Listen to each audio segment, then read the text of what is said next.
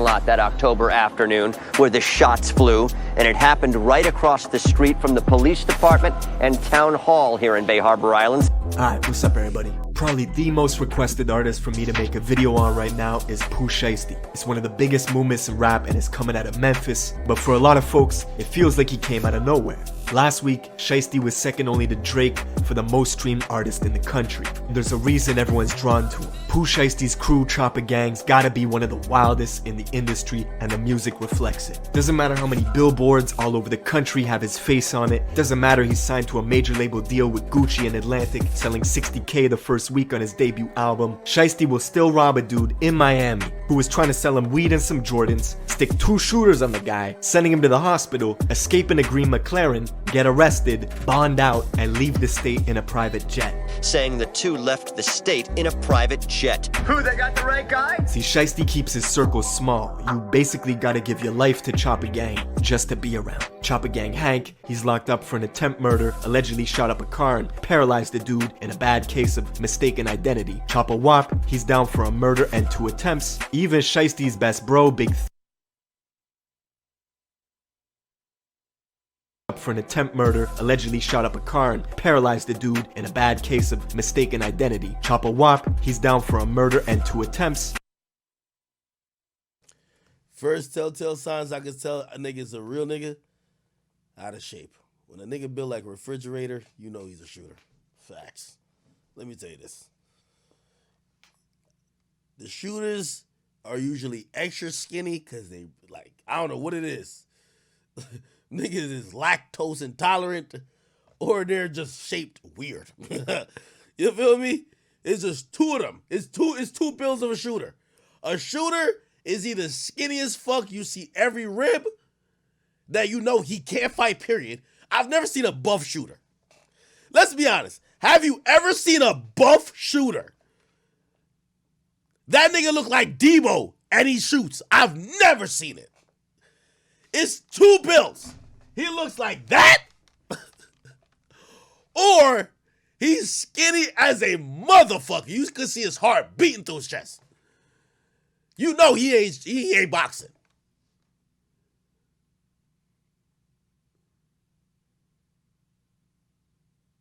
I've never seen a buff shooter in my life. I've never been like, yo, and Grimy Savage. Grimy Savage got a 10-pack. I've never seen that before.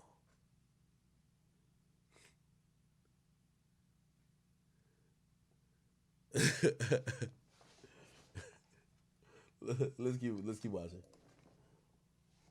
Bro, Big 30, who was signed to a deal way before Shiesty was, getting tens of millions of streams a month. He got booked 2 weeks before Shiesty did on felony drug charges in Alabama. Got extradited back to Memphis for another pending case he was already fighting, made bond, and released the song first day out. But most of the mainstream was not tuned in until Lil Durk and Shiesty came together to make the song Back in Blood. And while most fans were focused on Durk in the wake of the Quando and Vaughn situation, the entire city of Memphis was focused on Shiesty's verse. Because he wasn't just rapping. Shiesty was talking about a specific event that happened where he and 2 members of his crew went to a rival house in Memphis and robbed a bunch of guns from them. That's why in the lyrics he says, yeah, you know who took that shit from you, come get it back in blood. On the song, Shiesty's talking directly to them. We ain't mad, Scott.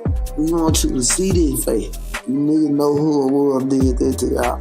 You niggas know.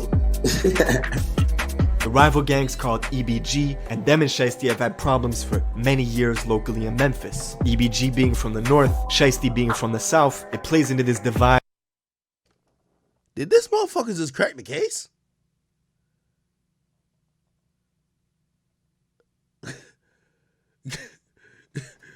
Yo, write that down. Yo, what the fuck? This nigga just cracked the case?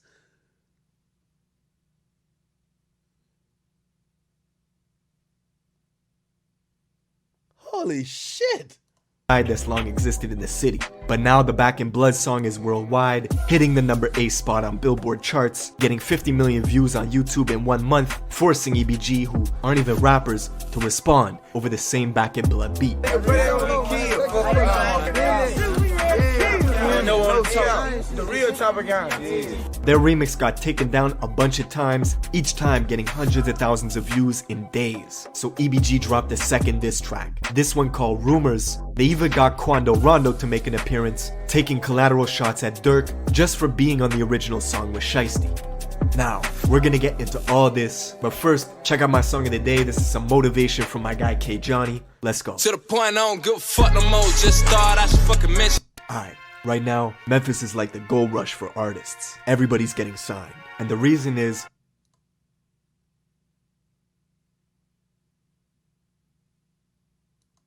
Jeff wants to talk retirement plans tonight. You should check out Quest Trade. It's been great for us. We'll be fine. Memphis has one of the rawest, most authentic cultures, but there's a lot more to it than good music and good barbecue. Memphis is the heart of the Bible Belt, with more churches than gas stations. On one hand, it's that southern hospitality, home of friendly folks who work hard to get by, but on the other hand, it's extreme violence, making Memphis the third most dangerous city in America. It's rural country, so practically everybody's tooled up, and folks have paramilitary weapons. In areas like the South or North Memphis, your life expectancy is 20 years shorter than other parts of the city. Right now, in some neighborhoods in Memphis, families are sleeping on the floor to avoid being hit by gunfire from outside. For some, they live in a war zone. For Pooh Shiesty, he's from the Cane Creek Apartments in South Memphis, just 15 minutes from Moneybag Yo's hood, the Walker Homes, not far from Young Dolph's neighborhood in Castalia, and black youngsters around the way too. Pooh Shiesty growing up was very much on that killer be killed energy. Let his boy Big 30 tell you, at age 11, Shiesty thought he was American gangster, getting Big 30?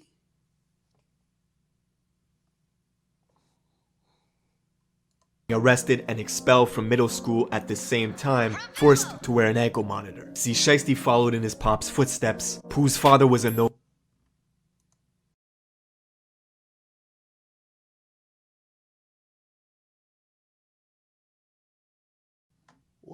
the same time, forced to wear an ankle monitor. See, Shiesty followed in his pop's footsteps. Is this nigga wearing an ankle? Oh my god, my keyboards are foul. This nigga wearing an ankle monitor at 10? Pooh's father was a gangster. Oh my god. My keyboard fucked up. Shit.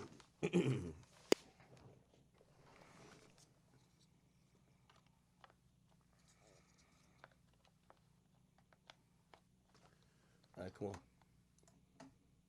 Founder of the record label Mob Ties. In 2006, one of his artists, who went by the name Miscellaneous, got into a triple shooting at Yo Gotti's birthday bash. The club managers knew that Yo Gotti and Miscellaneous were beefing, and instead of canceling the event, they hired 35 security guards using 4 metal detectors to screen the crowd. It didn't work. That same year, Shiesty's father was convicted of being an accessory in the murder of a local female DJ, which put him on supervised parole. Even with the law breathing down his neck, his pops was still hustling for almost a year, bringing in money under the radar from a trap house on a street called Porter. The house fell on a dead end and looked like it had been abandoned. But little did Pooh's father know, Memphis police had been monitoring the spot for months. One day, his father was in there. They had the measuring cups by the stove, the digital scales on the kitchen counter. One of them had weed, the other had cocaine. Suddenly, there was a loud boom as the front door busted open, and cops bursted in, rushing apartment 3 that was just up the stairs. As the cops ran up, this 75-pound pit bull came sprinting around the corner and leaped at their necks, so the officers shot it 3 times before the dog retreated to the kitchen and later died. In the chaos, you could hear yelling, "Go, go, go," as people ran from apartment 3 to apartment 4, trying to escape. Glass shattered. Is this nigga telling a fucking horror story or what? This nigga look like he got his facts in a row. As folks Is this one of my kids? This nigga good.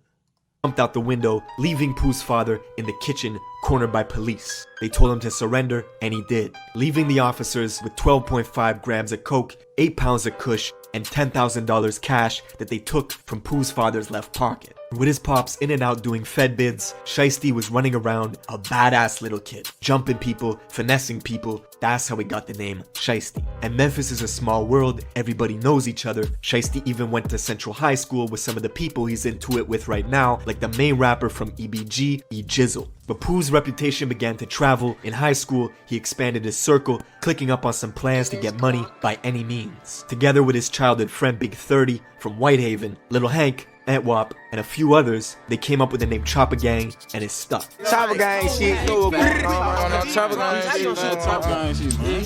I ain't gonna lie to y'all. We ain't got a prop to crop back here. We real, we slugging shit. Nigga ain't gonna die. We gonna come chop nigga whole block, street, whatever. Within Chopper Gang, there are various members that come from big sets that are prominent in the area. What a lot of people don't know, Memphis has every single national gang and more. It's extremely active, with this new trend towards hybrid gangs, smaller mobs, and cliques within the sets going renegade, warring with each other.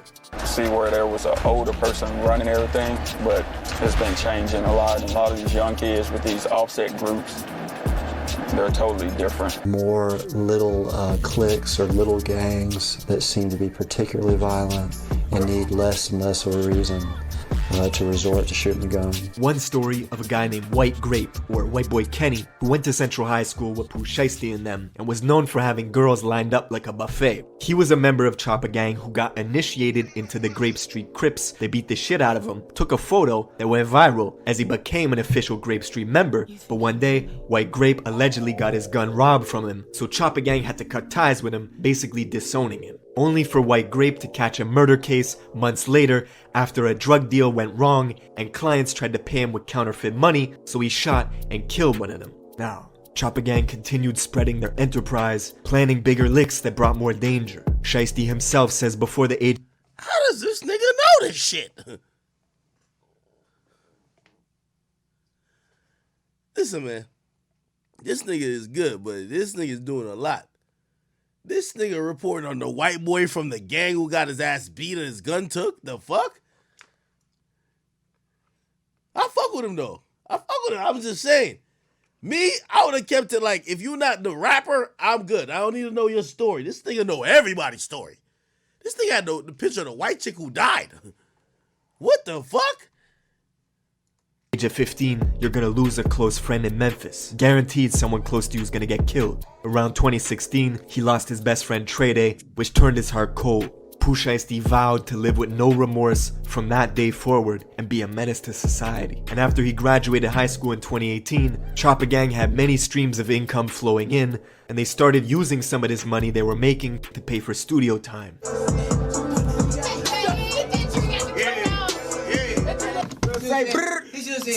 I just turned up. You said brrr. It was one of those rare cases where the music blew up out the gate. They dropped their first song, Breaking News, near the end of 2018, and by 2019, they were buzzing. Shiesty's childhood friend Big 30 got signed to fellow Memphis artist Moneybagg Yo. Meanwhile, Shiesty was still a free agent, dropping hit singles every other week, racking in views. This caught the attention of Guwap, who was in the middle of building his 1017 roster, looking for the grimiest artists he could find. Of course, Guwap was the original slime. You remember hearing stories of a young Gucci Mane terrorizing the industry. Famously, the first time he met French Montana to do a song together, French paid him $5,000 and waited in the studio patiently while Gucci took the money and left out the back door. Gucci didn't like French because the first time he went in the studio to do a song with him, he paid Gucci $5,000 to get on the feature, and he was just sitting in the studio, but Gucci was going out the back. Doing nothing. And I said, Gucci, you can't do no shit like that. And that's the same energy Gucci saw in Pooh Shiesty. After hearing one song on YouTube, he hit up Pooh on IG to get the paperwork ready for a major label deal with Atlantic. Chopper Gang was laughing to the bank. The industry fucked up and let some real gangsters in. Big Scar, who's also from South Memphis and just happens to be Pooh Shiesty's cousin, he's a founding member of a clique called R. That's been in a brutal war at home in Memphis for quite some time. And up until this point, Big Scar was strictly in the streets, handling business, and never really considered himself a rapper. Until one day, he actually blew up off a reaction video done by a YouTuber named Tommy Craze, who reacted to Big Scar's first ever song when it had only 5 views in 9 hours. How about Big Scar, make a play, 5 views 9 hours ago. Man, that was so hard. Definitely co-sign this track. Big Scar, make a play, go and check it out. That song went on to do millions of views, and 2 months later, after Shiesty became a major label artist, and with only 2 songs ever published, his cousin Big Scar inked a deal with Gucci, making Chopper Gang and their affiliates the single biggest movement coming out of the Mid-South. And with all this attention on Memphis, it brought more drama to the city. Pooh Shiesty was living up to his name and began taking shots at another Memphis rapper named Big Boogie. You at, Big Boogie? The Boogster. Where you at? Hey, Boogie, hey, Red Ron, I would get out there in the street with your gang, me by myself. The whole gang right now, today, in like 30 minutes, on live, all this shit. Why you say something back, cuz? You did that out of your fans, cuz. You let your fans boot your head up, cuz. You done cost yourself. You got shows and shit ahead.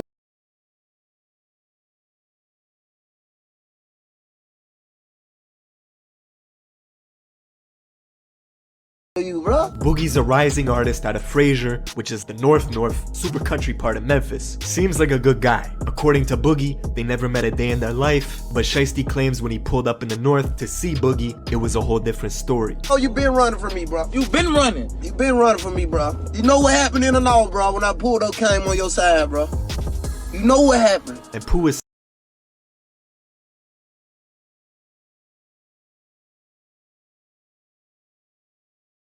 so petty, he even went as far as naming a strain of weed Red Rum after Big Boogie's crew, Red Rum, just so he could say that he's smoking on that Red Rum pack. And the bigger you get, the bigger the target you become in Memphis. Just a few days after he went back and forth with Shiesty on social media, Big Boogie's concert in Mississippi got shot up. It was the scene of a double murder. 50 shots in total were fired from 5 different guns, hitting Big Boogie's friend. Wait, what happened? Nah, this shit is entertaining.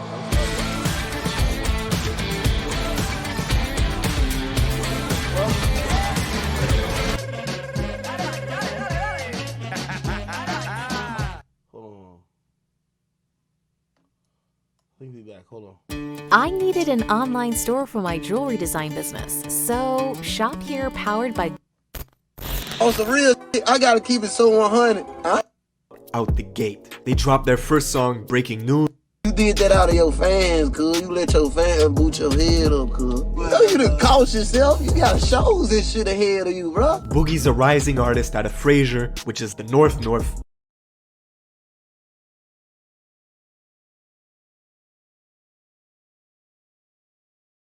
super country part of Memphis. Seems like a good guy. According to Boogie, they never met a day in their life, but Shiesty claims when he pulled up in the north to see Boogie, it was a whole different story. Oh, you been running from me, bro. You been running. You been running from me, bro. You know what happened in the north, bro, when I pulled up, came on your side, bro.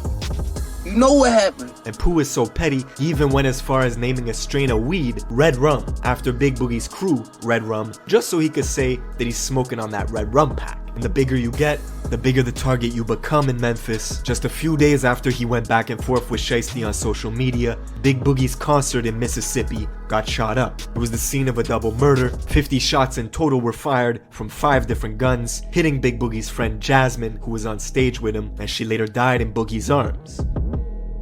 Fast forward a few months later to November 6th. Durk and Pooh Shiesty linked up to drop the audio for the song Back in Blood. That's the same day where King Von passed away in Atlanta after an altercation with Quando Rondo outside the Monaco. Yo, TrapGeek, how you know this shit, bro? TrapGeek got me a detective. TrapGeek just placed a whole murder on this nigga. For me, bro. You know what happened in the north, bro, when I pulled up, came on your side, bro.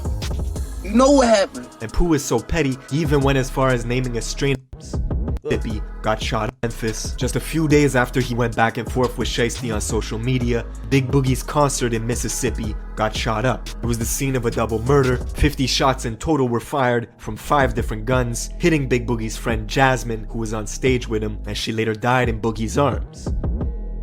Fast forward a few months later to November 6th. Durk and Pooh Shiesty linked up to drop the audio for the song Back in Blood. That's the same day where King Von passed away in Atlanta after an altercation with Quando Rondo outside the Monaco hookah lounge. Shiesty and Durk had already filmed the music video back in Chicago, but chose not to release it yet. This was, in many ways, the mainstream's introduction to Pooh Shiesty. A few more weeks went by and the song continued to climb the charts. Then randomly, at 6 in the morning on a Tuesday in December, Shiesty posts this cryptic warning to Facebook. Drop that song and you're not gonna live to see that baby get here. That's when New Year's came around, January 1st, 2021. a Memphis crew called EBG put out a remix to Back in Blood going after Shiesty, responding to everything he said on the original track. They got Chopper Gang Killer, CGK, on their t-shirts. Pooh responded immediately, saying this had to be the worst move this gang ever made, and that he did 18 million views off of them before he even said their name. The very next day, Shiesty dropped the music video that he filmed with Durk back in Chicago, making Back in Blood the trending topic once again, shooting all the way up the Billboard rankings. EBG's remix was getting taken down left and right due to copyrights, so EBG's main rapper E Jizzle dropped another diss views quickly, hitting 1 million views. Jizzle was shot 3 times. This track went live. I bet. I can't do this. Who this is? Who? I can't walk. And after getting them removed, Jizzle was back on the block wearing a cast, just in time to drop his 3rd diss track called Paralyzed.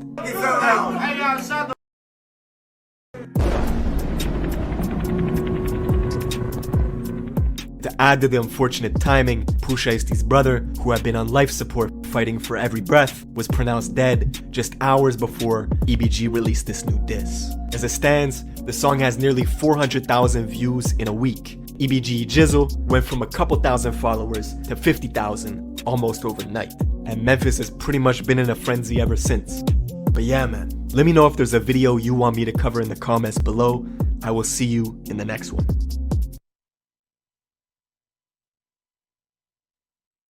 Retirement.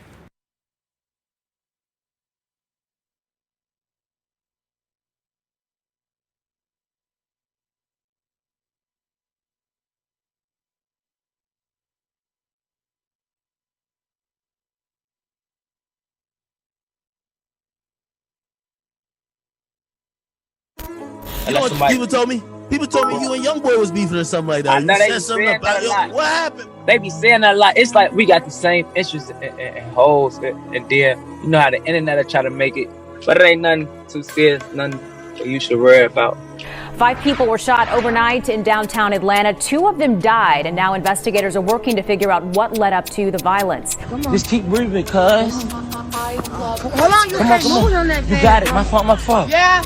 Man, he shot. What you mean wrong side? Alright, what's up everybody? We gotta talk about this King Von situation. Rest in peace. It's tragic. Everything that could've went wrong that night. Von was shot in the parking lot of the Monaco Hookah Lounge right in the center of downtown Atlanta after this huge brawl with Quando Rondo's crew and a couple of undercover police. Everything was captured on surveillance cameras with multiple angles, and I've seen so many rumors and fake stories circulating. The stuff about Durk buying all the tickets to Quando Rondo's next show, news sites posting Snapchats from a fake Quando Rondo account calling King Von Queen Von. That's all fake. We don't have to invent stories. Reality is already crazy. People don't even know. There was almost a second shootout the night Von was killed. After the chaos in the parking lot at the hookah spot, both crews rushed to the hospital and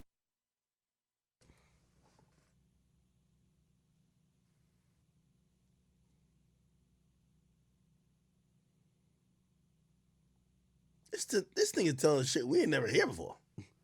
Yo, what the fuck? A second shootout.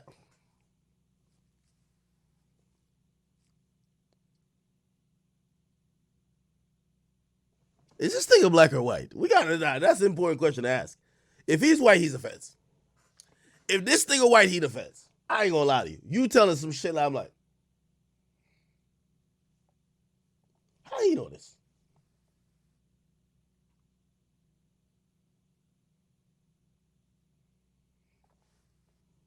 Nigga, I pride myself on knowing everything. This nigga tell me some shit I don't even know.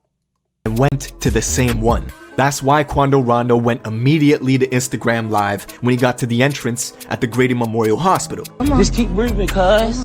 Okay, that he's wrong on because this video is old.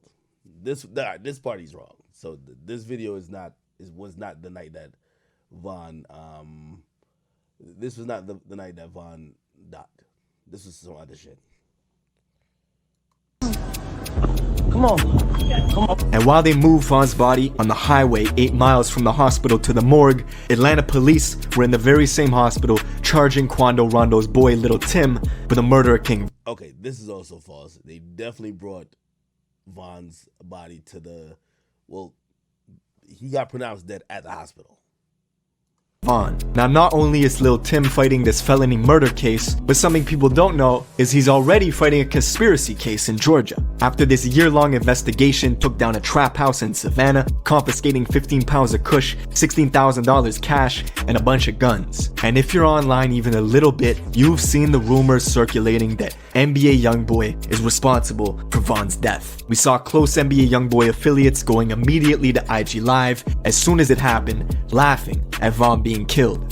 The joke's on you, you diss, now you getting wrapped down. Yeah. Say, that's that Von pick. When I seen it got popped, all I could do was laugh.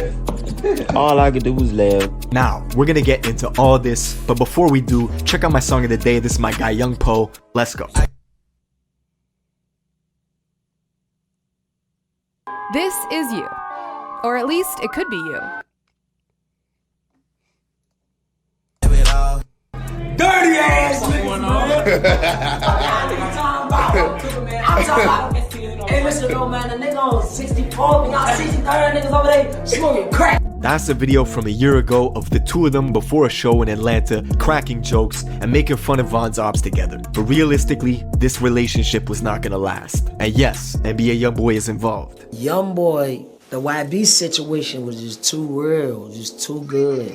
All us got a real bond, so I don't f that music shit, like, you feel me? This shit is way deeper than that. The reason YoungBoy is mentioned in this is cause he has ties with both Quando and Von. Quando was the first artist signed to YoungBoy's Never Broke Again label. They've been real close ever since, making music, doing shows. They even tag team jumped their own security together.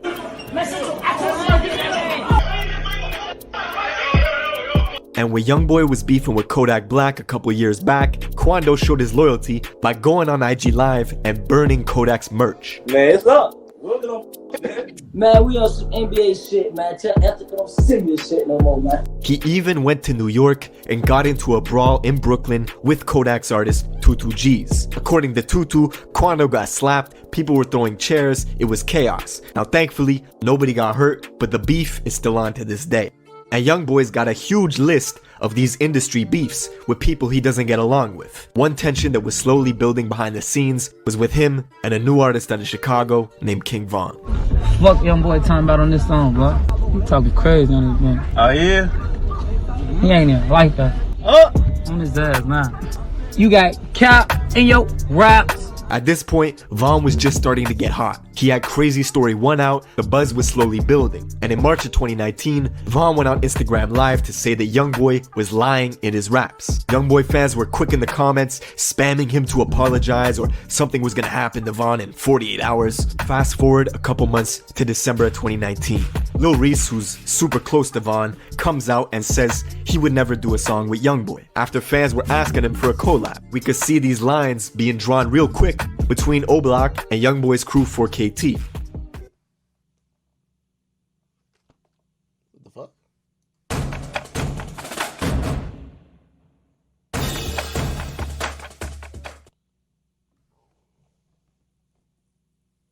Get ad blocker. Now I gotta support a creator, man. If I have an ad blocker, that means... Fast forward again, 4 months ago. These photos surface of Von holding hands with YoungBoy's ex-girl and baby mama, Jania. At the same time, Von was tweeting subliminals about posting some other dude's girl, doing stuff that would have him stop claiming his kids. It didn't take long for YoungBoy to match that energy and go out and do a song with King Von's ex-girl, Asian Doll. Both of them using each other's girls as props to get at one another. And the whole time, people like 600 Breezy from Chicago were hyping Von up, saying stuff like, I love what you're doing, we know what you're doing, hashtag rapper K. So he's saying rapper killer. Basically, he's cryptically talking about YoungBoy, who then responded indirectly but super directly at the same time by saying, I'm gonna make sure my son F's your daughter censor trolling. Now this tension kept building and building behind the scenes. Von's even got subliminals about YoungBoy on this new album he dropped last month, Welcome to O-Block. On the song Mine Too, Von says outright that he's got beef in Louisiana and the other dude doesn't know it. He's rapping that gangster shit, now he's gotta show him. So when the news hit last month that Von got killed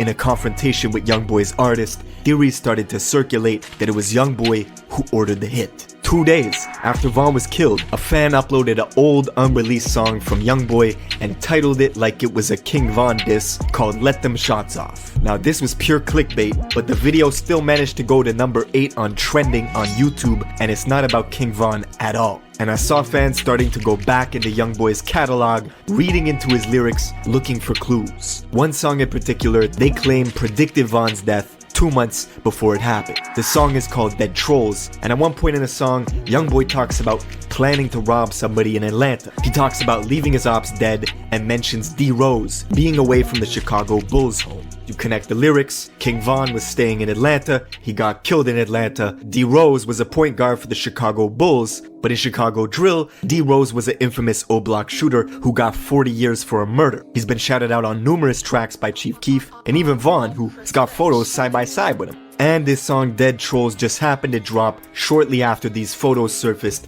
of King Von holding hands with Jania, YoungBoy's ex-girl. Now, before we get carried away, no, I don't think this song predicted Von's death 2 months before it happened. I don't think YoungBoy cooked up some Louisiana voodoo to make that happen. In reality, the Atlanta line could be about anybody. Half the industry's in Atlanta, and YoungBoy beefs with half the industry. Jada Youngin, Fredo Bang, their beefs are well documented. Both of them got tension with YoungBoy, and both of them record in Atlanta. So, no, I don't buy it. Truth is, Von's manager says this incident was personal between Quando and Von. This has nothing to do with YoungBoy doing a song with Asian Doll, and that has nothing to do with this, right? No. This had to do with Von being the person he is, and Ben, he don't like all that sneak this social media stuff. And as those tensions escalated between both camps, word is Quando had been talking shit behind the scenes about Von for quite some time, to the point where Von said if he caught someone from that camp, he was putting hands on them. And this music industry's small, you're gonna run into people, especially in Atlanta. That's where all the good studios are, producers, label offices. Quando Rondo's from Georgia, Durk and Von are both based out there too, so this was only a matter of time. Now, the Monaco Hookah Lounge is right in the center of downtown Atlanta. King Von's been to that spot before, it's a popular place, but it's also a red zone for shootouts. 3 people have been killed at this place in the last year alone. That's why there were undercovers patrolling the area that night and at the venue. Now the first reports that came out were confusing.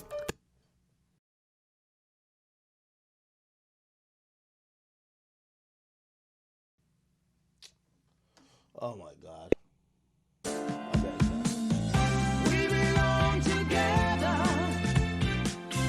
The news said that undercover police had shot Von. We even saw dispatch calls from Chicago PD telling their officers that Atlanta police had shot Von and to move with caution around O-Block because emotions would be high.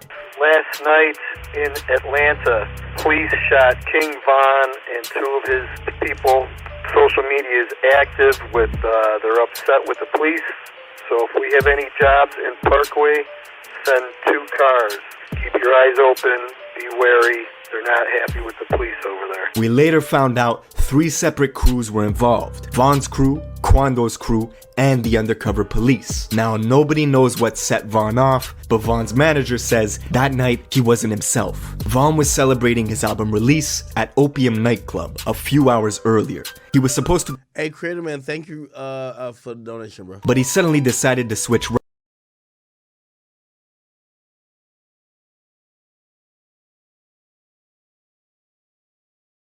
routes midway and go to this hookah spot on Trinity Avenue about 10 minutes away. Now Von cannot carry weapons himself. He's been fighting that case with Durk in Atlanta for close to a year. They got strict guidelines to follow, but he knows his status. Usually Von travels with 3 to 4 security, a bulletproof truck, and his guys from Chicago. But on this night, he left Club Opium by himself with 1 driver and 1 other car, leaving that fleet of security behind. When Von got to the hookah spot, he waited for 30 minutes in the car, and his security finally got word of his new location change and immediately rushed over to get to him. The whole time, Quando Rondo just happened to be in the same parking lot at that same hookah spot, napping in his McLaren. I know coincidences can happen, but this one's pretty big. What are the chances that King Von randomly decided to change routes and go to a hookah spot where somebody that he doesn't like happens to be at? One of Von's friends spots Quando and goes back to tell Von, and on the CCTV camera we see Quando making his way over to this white SUV, scanning the area cautiously. Shortly after, you see Von leaping out of his own car, going looking for Quando. As soon as Von sees Quando, he starts throwing punches. Von is unarmed, but his crew is swarming Quando quickly. That's when Quando's bro Lil Tim hops out the white SUV, pulls a pistol out, and fires off 5 shots, hitting Von in the chest and thighs. Bullets also graze Von's manager, who is in the mix of it. All hell breaks loose. Von's bro Slutty, who was right next to Von when the brawl started, was the first person to return fire once Von gets shot, hitting Lil Tim in the leg once, but then his gun jams, so he can't finish the job. Now this actually saves Lil Tim's life. Him getting shot in the leg drops him to the ground, making him a non-threat to the undercover police who were creeping around back in the adjacent parking lot. With Lil Tim on the ground and Slutty standing over him with a jammed up Glock, Slutty turns and runs into the adjacent parking lot towards the undercovers, who start ringing off shots and hit both Slutty and another O-Block guy named Louis in the head, killing Slutty on the spot and leaving Louis in critical condition. This whole time, Quando is still tangled up with King Von, who's just been shot a bunch of times and has paralysis in the bottom half of his body. According to Von's manager, Quando is screaming, "Von shot, Von shot." And on camera, it looks like he leans in and holds close to Von, either trying to help him or take his chain. It's hard to say which. But eventually, Von's brother Muop runs over and knocks Quando in the head, separating him from Von, where they can now pick him up and escape in the getaway vehicle. Unfortunately, even though the hospital was just 10 minutes away, doctors could not save his life. And now,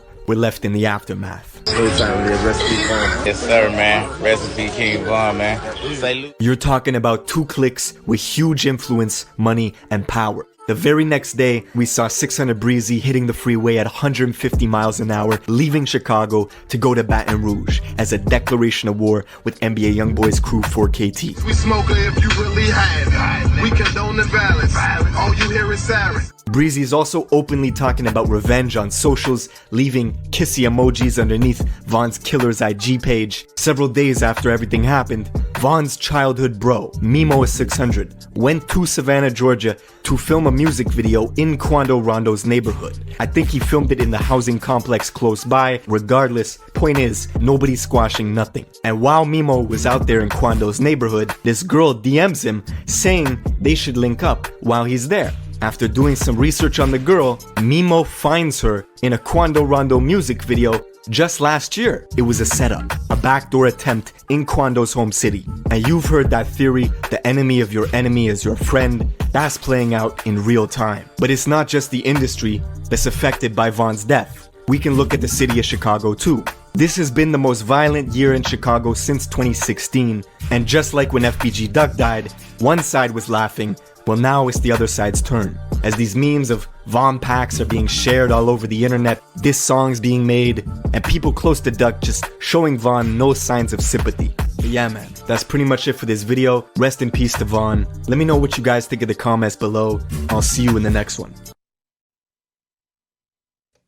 Okay. Is that it?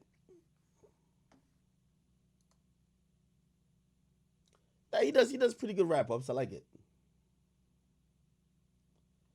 He does pretty good wrap-ups.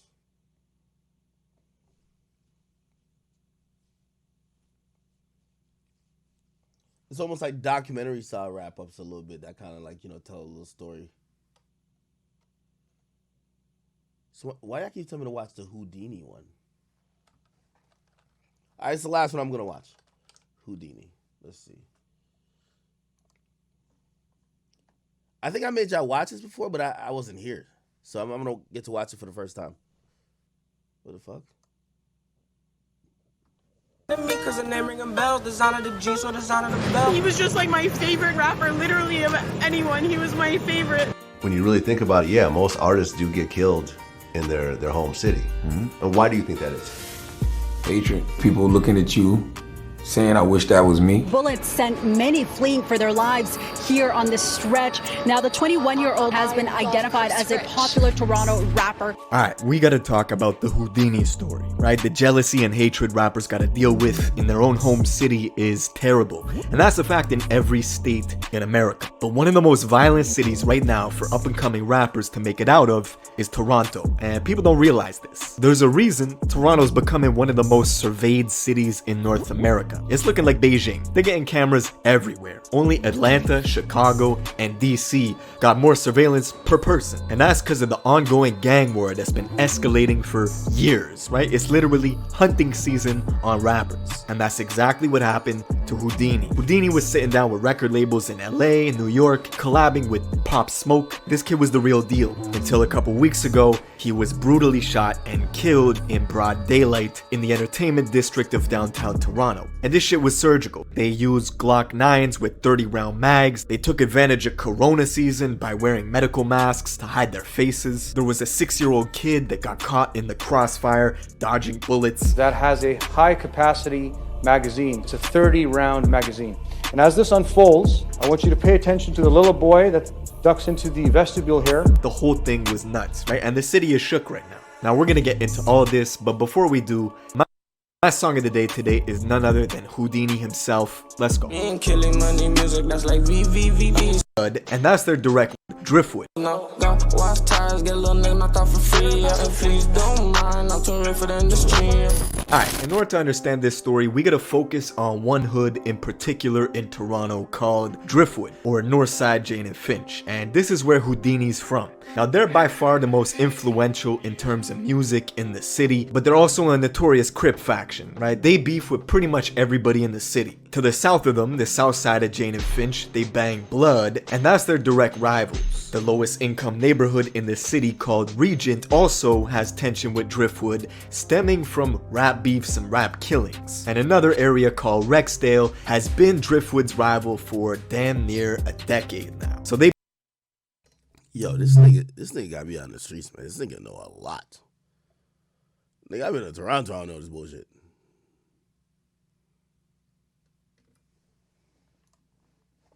2015, Driftwood kids kinda instilled the Chirac music vibe up in the north, in Canada. They were putting disses to rivals in their tracks and talking about the stuff they were doing in the streets in their lyrics. If you diss my niggas, then you know we pulling triggers. Late nights with them killers, we kidnapping drug dealers. Now that song is Robin Banks featuring Pressa. Pressa is one of the few who actually crossed over to the mainstream American scene, and he's actually living in Cali right now in a nice mansion. His rap career popped off for him. But before all that, he was involved in a case where he allegedly kidnapped 2 drug dealers, moving them around from location to location, holding them for ransom, until eventually forcing them to give each other head in front of everybody. 2 dudes. That's crazy.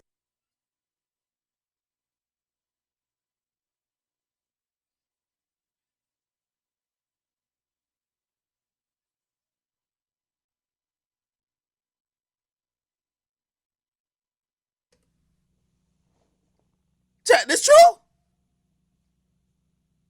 I'm about to call Pressa. Is this true?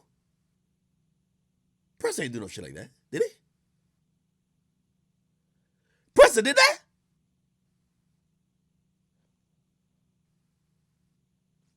I'm about to DM him. Maybe I shouldn't DM him. Because if you say yes, that's like snitching, right? That's like self-snitching.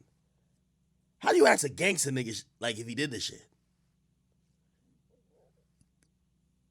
Wait, so Pressa kidnapped one nigga and another nigga and forced them to give each other's head?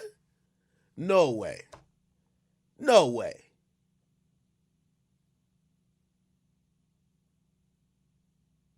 Is anybody from Toronto that can vouch for this?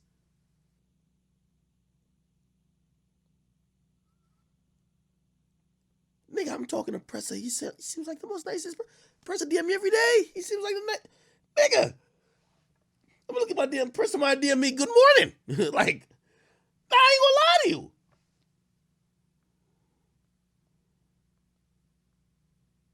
nigga Pressa he's sweet. Not like he's just a nice guy. Let me see here. He did what? Featuring Pressa. Pressa is one of the few who actually crossed over to the mainstream American scene, and he's actually living in Cali right now in a nice mansion. His rap career popped off for him, but before all that, he was involved in a case where he allegedly kidnapped 2 drug dealers, moving them around from location to location, holding them for ransom, until eventually forcing them to give each other head in front of everybody. 2 dudes. That's crazy. Now, Pressa was later cleared of those charges and granted the court's permission to go on tour with Drake out in England. And another rapper got 6 years in Pressa's place for the charge. Now, Pressa's partner, Robin Banks, who was in that track that I just showed, he was practically the pioneer for the scene, right? He had the torch early on from 2015, and he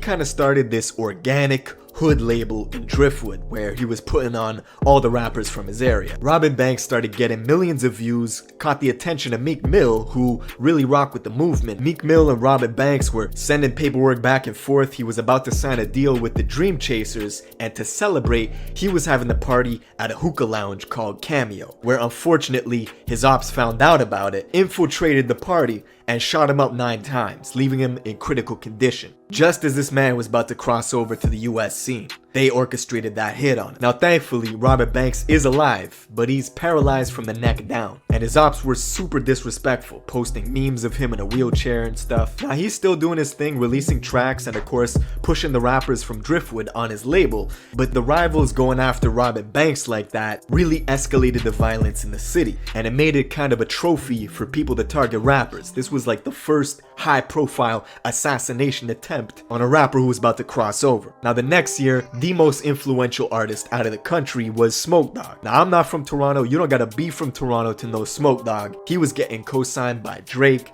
doing shows in the UK and the US, and he's from the place called Regent Park. Now this is pretty much the trenches, right? It's the lowest income community in the whole city, but it's not very close to Driftwood, and because of that, they didn't really have too much tension back and forth until one summer night at a club in 2018, Smoke Dogg got into a heated argument with a Driftwood rapper by the name of 21 Neat, and this shit escalated quickly, right? They stepped outside where 21 Neat shot and killed Smoke Dogg and his manager. Probably one of the most gruesome after death videos I've seen of a rapper, right? People were filming him and Smoke Dogg's brain matter was like leaking on the road. It was a wild scene. Now this pretty much gave Regent the green light to go after Driftwood as retaliation. And this Wait. I was in Canada where they said, like, right at the place they said Smoke Dogg died at. I thought he got gunned down in broad daylight. He said after a party. Am I tripping?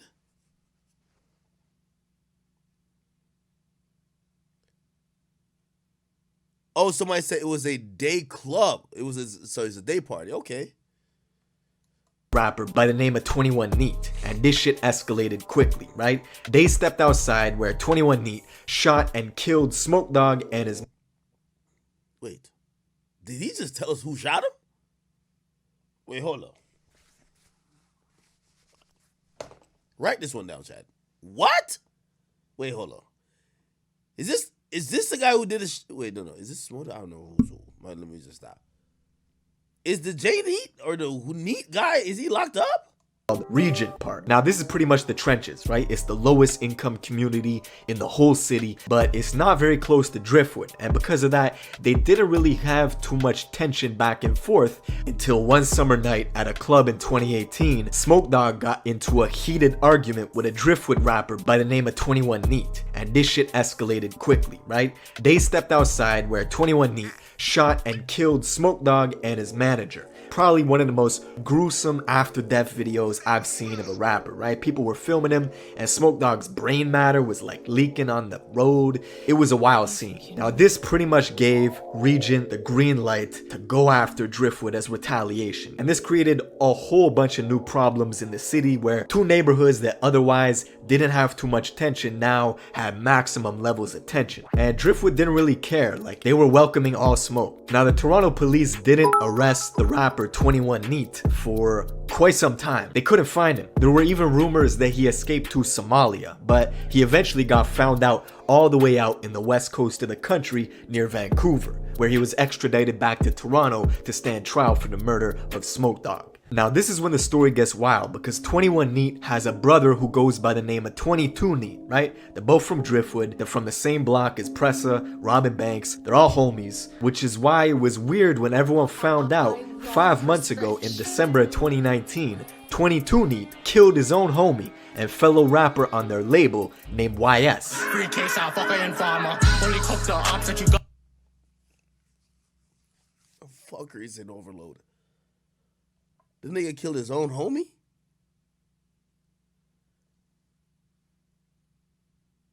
What type of fucking savages are these? If they don't make noise, why bother? YS had just gotten back from doing a bit in jail, and he was on a bunch of tracks that were getting hundreds of thousands of views, and out of nowhere, the feds found YS's body all the way out on the west coast of the country near Vancouver. And the rumors started circulating that 22 Neat, his own homie, was the one who pulled the trigger. Nobody really knows why he did it, but some people say it was over money. That's not been confirmed. Anyways, 22 Neat knew there would be repercussions, so he fled to a place called Calgary, Alberta. But he didn't last long. They actually found him dead 2 days later, as revenge for what he did to the homie YS. Now, at this point, the city's in crisis, and Driftwood was putting out all this talent, but this horrific stuff kept happening.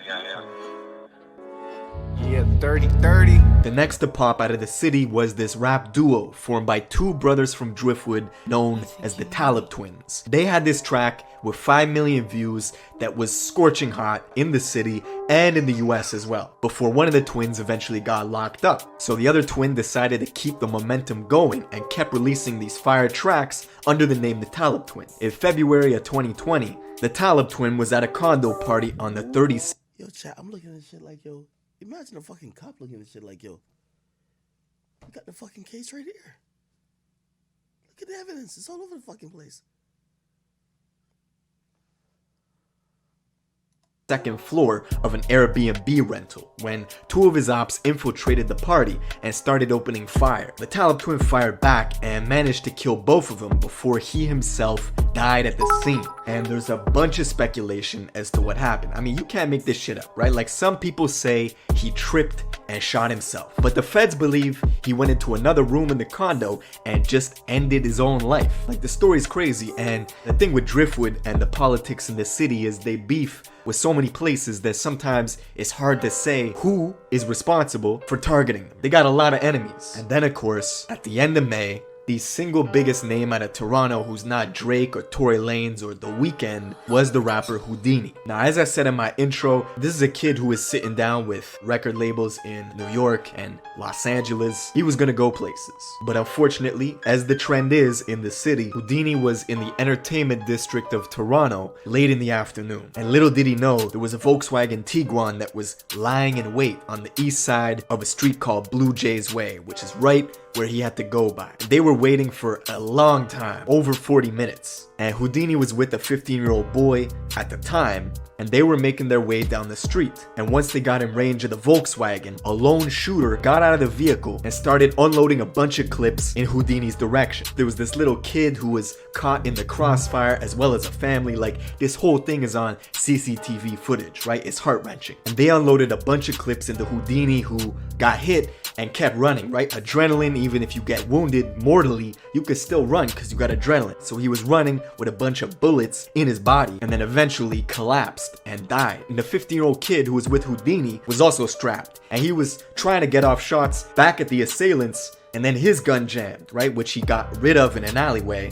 and ran away. Now Meek Mill, Tory Lanez, and a whole bunch of others took to social media to express their condolences as soon as this happened, and you could see just how much the industry was rocking with Houdini. Like, this was a kid who was about to make it. But just look at Toronto. The city is in shambles right now. Like, the retaliation killings have already been ordered. Houdini's own memorial got shot up in this ridiculous video you can see on YouTube. It's like this drive-by style video where out of the darkness this car pulls up, starts opening fire into a crowd. The whole crowd is strapped up, so they immediately start firing back. But this shit is nuts. I know this happens in the States, it's nothing new, but I'm coining Toronto the city of the fallen rappers because the trend recently of the up-and-coming rappers who are now dead is just unparalleled. Like, you can't compare it. But yeah, man, that's it for this video. Rest in peace to Houdini, gone but not forgotten. Check out his music when you get a chance. And yeah, man, I'll see you in the next one. Wow.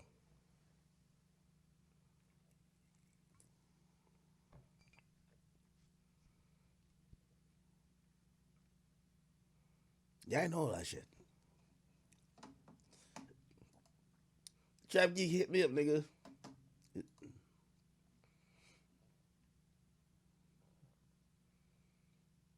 And look like he takes his time with the videos. He's not spamming videos.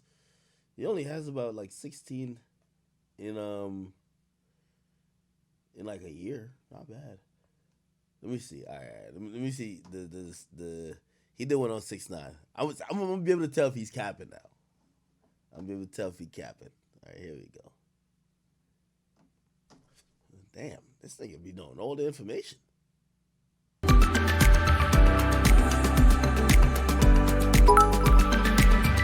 Remember that shadow name I told you? Yeah. Well, he got situation because it is only fitting, it's poetic justice, that in the Chinese New Year, the year 2020 is actually the year of the rat. I know, it's an easy joke, but you know it's perfect because 6ix9ine is scheduled to be released in August, and he's already denied witness protection from the federal government. He's gonna go at it alone. Well, he's not alone. He's actually backed by his label with deep pockets. We're talking about the son of Lucian Grange, a multi-billionaire record label executive. His son owns a label called 10K Projects, and they've already signed a $10 million deal with 6ix9ine. But a lot of this money, we're talking upwards of $2 million, is going directly to private security every year. Because let me tell you, the label and 6ix9ine, they're not taking any chances. This is the Shadow Group. This is like a crew of ex-military, ex-SWAT members. These are the guys who are going to be protecting 6ix9ine, and we're talking about a massive multi-million-dollar job. In this video, we're looking inside the $10 million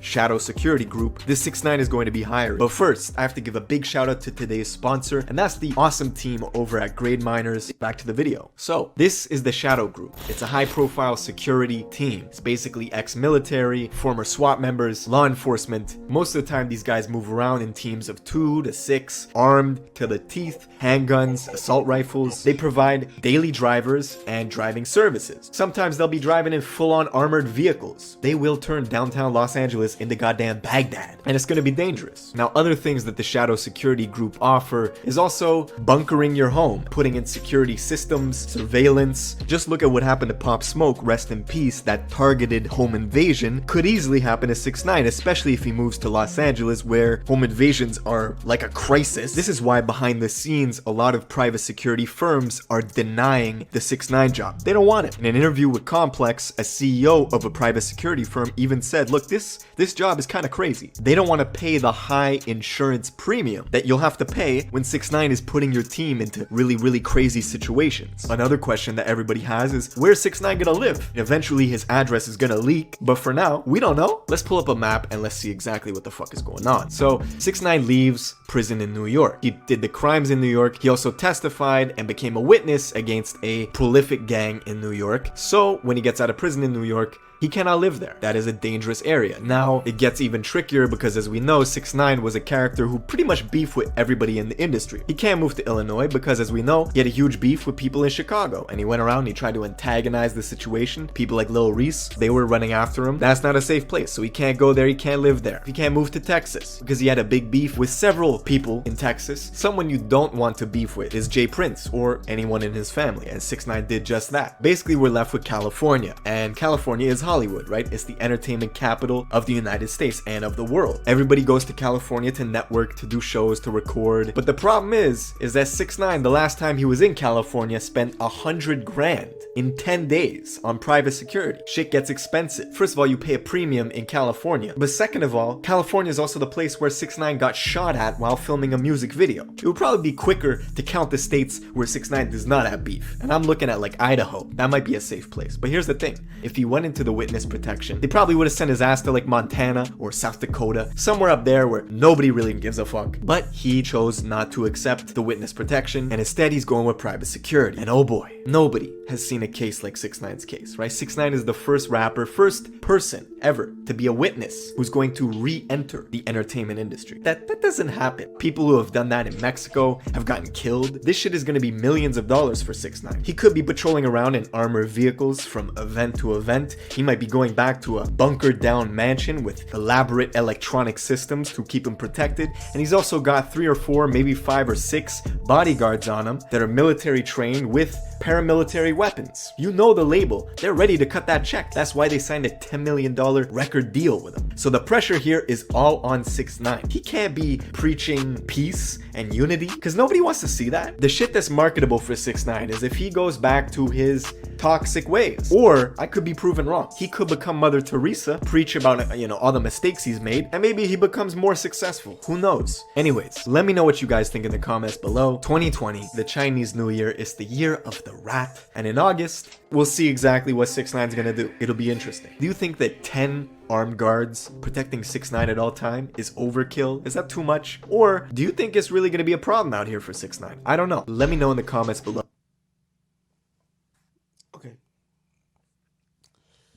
No comment. I got no comment about that. All right. Some entertaining content here. TrapGeek, salute to you, my brother. Chat, what we ain't talk about today? So I'm also about to gamble a little bit. Y'all want to see me win 10 bands on stream? I'm out to gamble.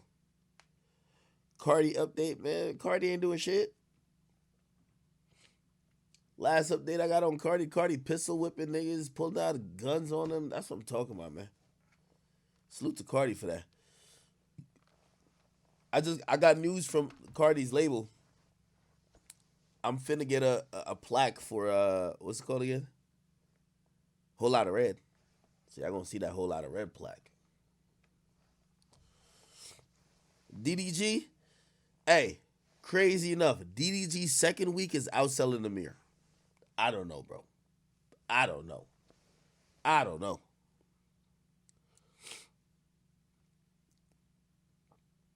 Kodak update. Did y'all see this video of Kodak on TMZ? Kodak a fool. Kodak Black. Kodak Black. That nigga shows off his MAGA hat and shit like that. Look at this. Look at this thing. Y'all probably really want me to get an ad blocker though.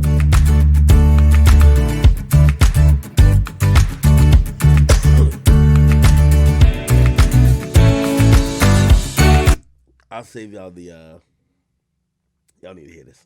All right, bet. Here we go. Did you think as you were doing all this that there was any way you were actually going to get the attention of President Trump? But it's no small thing to get a presidential pardon. Contrary to what people think, they don't just hand them all out to everybody. So to be on Trump, a real one, you know, be Gemini's, then Pops, my lawyer, I call him Pops, like my dad, you know what I'm saying? And he know Trump like that, you know what I'm saying? And so it's like, so Trump know what's up. We both us Gemini's, his birthday 2 days after mine. He be down here and stuff, Palm Beach and stuff like that. I wanted to show y'all something, but it's downstairs though. We locked in, man. We be tripping on that. It ain't nothing like I was doing charity for that. Like Trump, don't see that. Trump a quadrillion now. He ain't worried about me giving hot dogs and stuff, whatever I do for people. to let me out of prison. Wait, now Kodak, you just teased us. You said you want to show us something, and now, but you can't show it to us. What? At least tell us what it is. At least tell us what it is you wanted to show us. Yeah, I got something I want to show y'all. So we gonna keep this interesting. What do we have here? Y'all see it? Yeah, it's an autographed Trump hat. Did that come with the party? Okay, not. Yeah, most deaf. What has life been like for you? What have you been doing since you got out? And is there new music coming? I know your fans want to hear some music too. I got my man. I've been already had music. I already got like. Yo, who this white dude right here? This thing got on one smile right here. This is like a scene out of Get Out.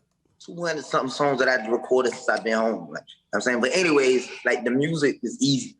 It's just me taking my time and just setting my future up and like not going back to prison, jail, none of that type of stuff. Y'all tell Justin Bieber I got a song for him too, you heard? See, now that's what people want to hear. That's what people want to hear. It all comes back to that. I got a song. I need Beyonce on. I got the song I need Beyonce on. I just need her to do 2 bars and I got the rest. Just do 2 bars, ooh, and I got the rest. Hey, I'm gonna tell you something about Kodak. Kodak is very conscious of just like his new image and shit like that. So tell me how, Kodak obviously, we've talked. So Kodak, I remember he had hit me about what he said about.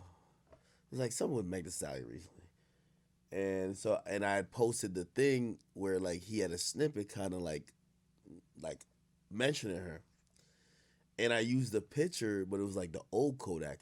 Kodak gonna be like, yo, Act, what you on, folk? That's exactly how he hit me up. He said, yo, bro.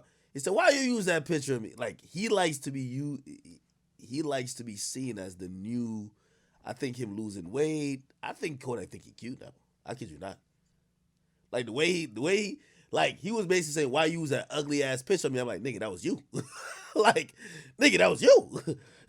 Nigga, that was just you like a year ago. You know what I mean? Like he was like, nigga, you better use this picture of me. Like for real. I keep it. Yo, and I told him, I said, nigga, I Googled you and Meg Thee Stallion. That's the first thing that popped up, bro. I'm not picking ugly pictures of you. You know the TMZ be doing that sometimes, right? TMZ got the ugliest pictures of everybody. I had to tell nigga, I just picked the first picture that came up. I Googled Kodak Meg Thee Stallion. The first picture that had y'all both together, I used that pic. I think Yak feeling himself now. He got that shit tattooed in the middle of his head like he on some like XXXTentacion shit. He lost weight, cheekbones up like popping out. The tattoos look better this time around. He lost weight. Like, I'm telling you, man. That nigga think he cute now. That nigga think he motherfucking cute. Who I smoke. Spam it. Yeah, I spam it. Who I smoke. Rory. Who I smoke. Mealy. Who I smoke. That's just fire. That's just fire. I have to run that back. Who I smoke. Rory. Who I smoke. Oh, this is fire. Oh, man. I'm about to play that again. Hold on.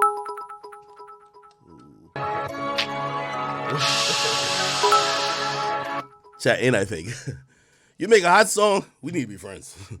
You make a wax song, oh, we beef all day. Nah. I ain't mean to throw Nav in there. I ain't mean to throw it. Nav's my nigga. Nav's my nigga now. Give me a substitute name. We were gonna run it back. Give me a substitute name. Give me a substitute name. I forgot the niggas I was beefing with. I'm sorry. Oh! I got the name, thank you. Here we go. Who I smoke. Rory. Who I smoke. Mealy. Who I smoke. Lil Tracy. Now I wonder what I said. Got a low. I told her drop that. Nah. Young and Ace, we gotta be friends now. Me and Young and Ace friends. I'm about to DM him. All right, nigga, beef squash. We're friends. That's the best way to get on my good side. Make a hot song. Not this to me. Well, actually, even if this is me, I'll be a friend. Because Shock Glizzy dissed me, and I like that nigga. Pause. I ain't gonna lie. At the time, I couldn't admit it. But now time passed. I can admit it. When that nigga Shock Glizzy said, I know every DJ but that pussy Akademiks, I be having bitches in my car. I turn that shit up. I be like, you heard who you don't like? You heard it? Of course, man. Of course. Yo, pray for Young and Ace, man. This nigga's a demon. Okay. Young boy's gonna be locked up for a little bit. Kodak free. Julio Fulio is beefing with Young and Ace. Young and Ace is talking about who he smokes on. Spot him got him. Did Spot him got him clear himself of all his snitching shit? DDG sold 12K. YB in the mirror. Shambles. Did Corday escape out of YBN before? Is that Slimy? I think that nigga got out of there before. He saw the writing on the wall. He's like, I'm out of here. Peace, nigga. Fuck. Culture 3 update. Chat, y'all hear it? Listen. I think that, what's the name? Streety is a fucking plant from the man. Y'all hear these songs from, listen to these songs. Is it Quavo YRN or something like that? Wait, what's Quavo's name? I got it on my page. Make sure y'all all follow me on Instagram if you haven't done so already.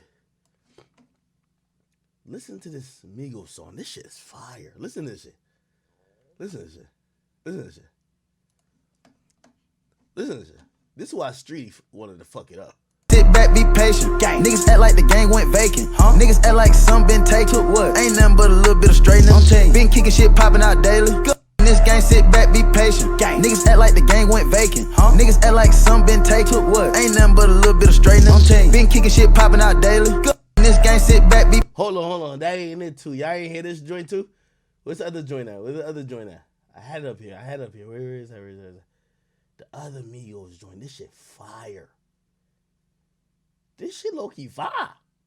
Where is it at? Did I post it that long ago? This shit fire. Now I'm scrolling down. Look, this shit fire. Listen. Nigga, he ain't even from the town, nigga. Big by the years, fast and the fierce. Gripping my mat, watch the rear of the mirror. But guess on my neck on the leer, I'm superior. 250 each year, what you. Don't tell me I fucked it up. This shit's hard. Nigga, he ain't even from the town, nigga. Big by the years, fast and the fierce. Gripping my mat, watch the rear of the mirror. But guess on my neck on the leer, I'm superior. 250 each year, what you say I can't hear. Shootouts is my prices, they lower than Sears. She ride the dick, beat it up by the gear. Dropped out of school cause I didn't wanna hear. I was thinking about making an M every peer.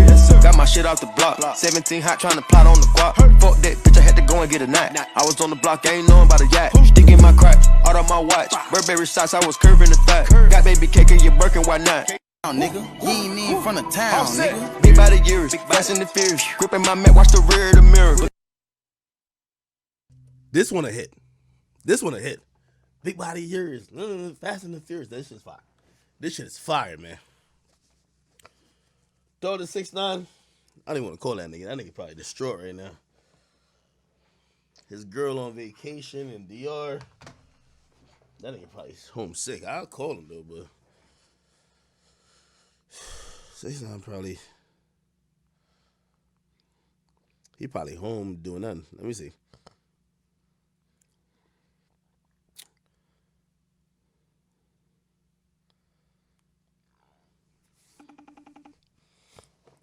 If you don't answer, he probably sleeping. Big body yours. Fast and the Furious.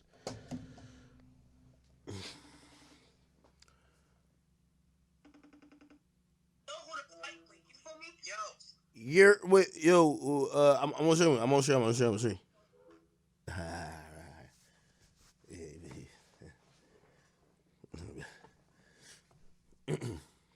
Big body yours. All right, anyway. Play Fulio. I played Fulio already. That modern day stroll kind of fire.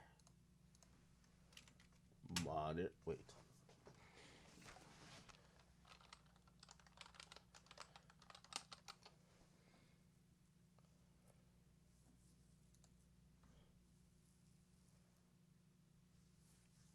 Here we go. Nah, this shit fire.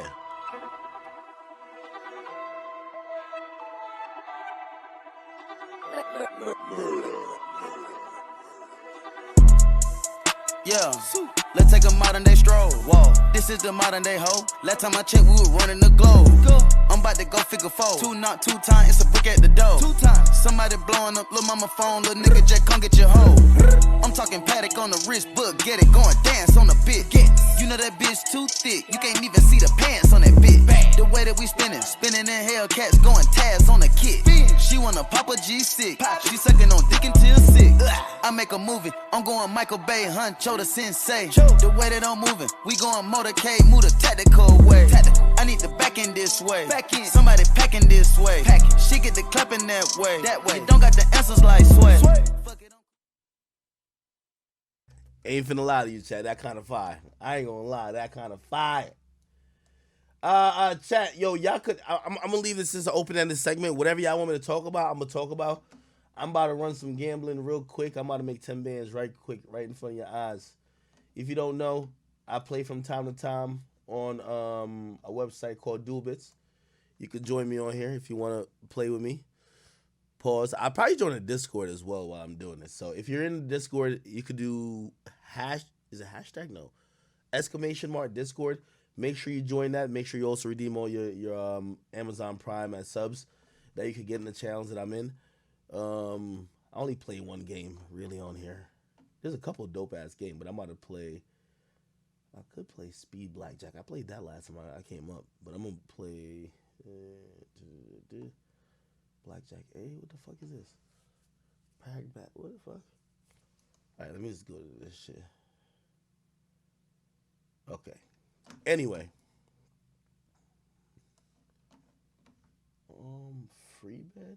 Infinite? No. Let's go with this shit real quick. Chat, you guys could feel free to come play at the same table I'm at. I want to sit 2 places. Sit here. I can only sit 1 place?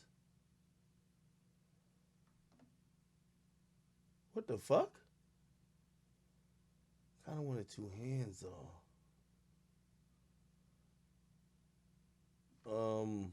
Alright. Anyway, if y'all do want to come join me at the table, not hashtag, what's that called? ! Duelbits. I'm about to get on Discord as well, so we could chop it up while all that's going on. Here's my first bet. $200, $250. And I'm gonna do, no, not 25. Oh fuck, I was gonna put 20 on each side of this.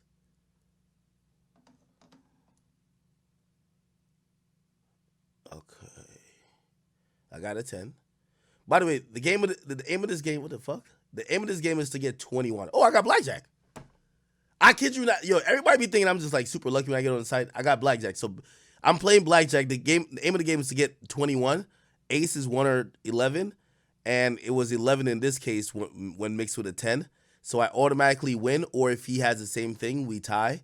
But I can't lose. So I either win $250 or I win, I think it pays 3-2, which would be like almost 400, I guess. Yeah. So I won $625. Right? Okay. I'm going to repeat. And hold on. 5-5, 5-5, 5-5, 5-5. All right, here we go. All right.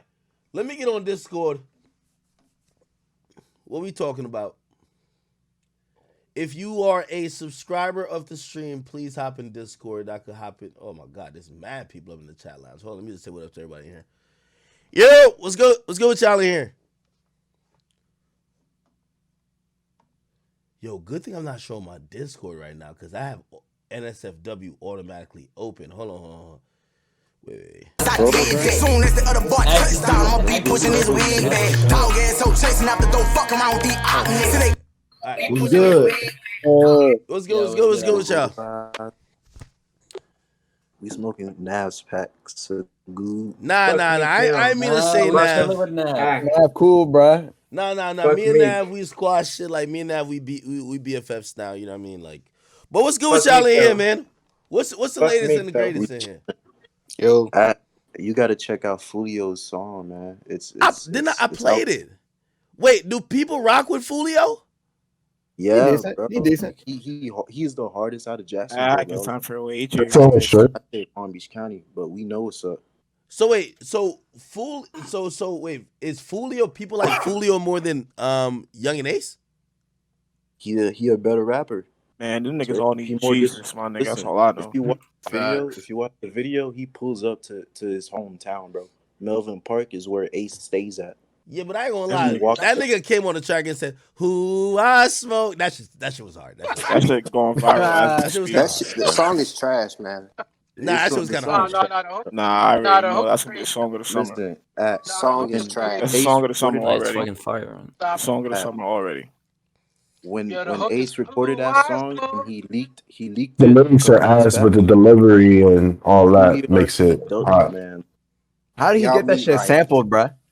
That should probably cost a band. Well, he probably didn't put it on DSPs. It's probably just only on YouTube. Right.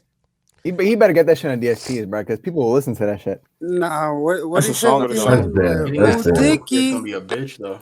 Wait, yo. Let me ask y'all: is there any topic that I didn't address tonight? Because I feel like I kind of talked about everything. Or if y'all want to, Young Thug, bruh. Young Thug. What happened with Thug? What's the deal with Slang Language too? She keeps on getting delayed. I mean, I honestly think that Thug is just having too much of a good time, like being an executive. Oh, blackjack, we won again.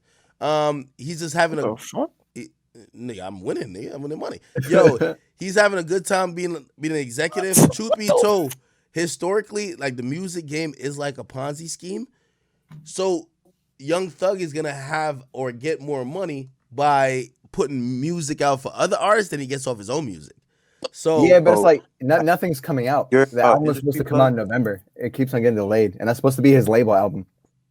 Okay, yeah, but you know what I mean? I think he's trying to develop, some of the talents in there. Smaller people, yeah. Yeah, like I'm gonna be honest with you. I don't think Young Thug's main focus is. I think he knows he's a legend for his era. I don't know if Young Thug will go down as a legend of all time.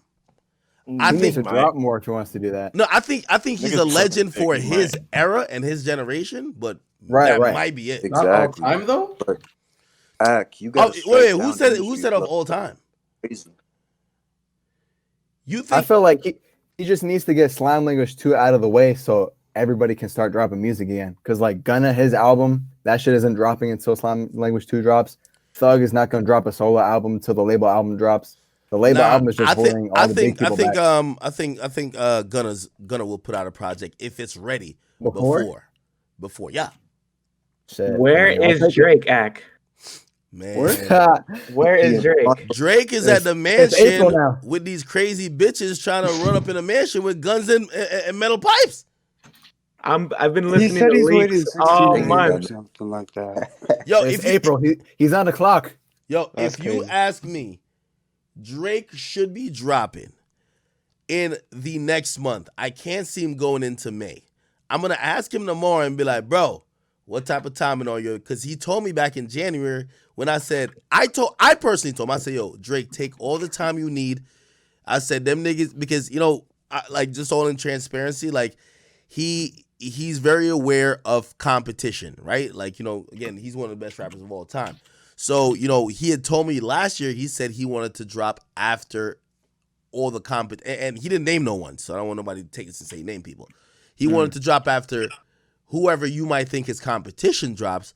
In my mind, Drake will wash anyone. I think his competition is the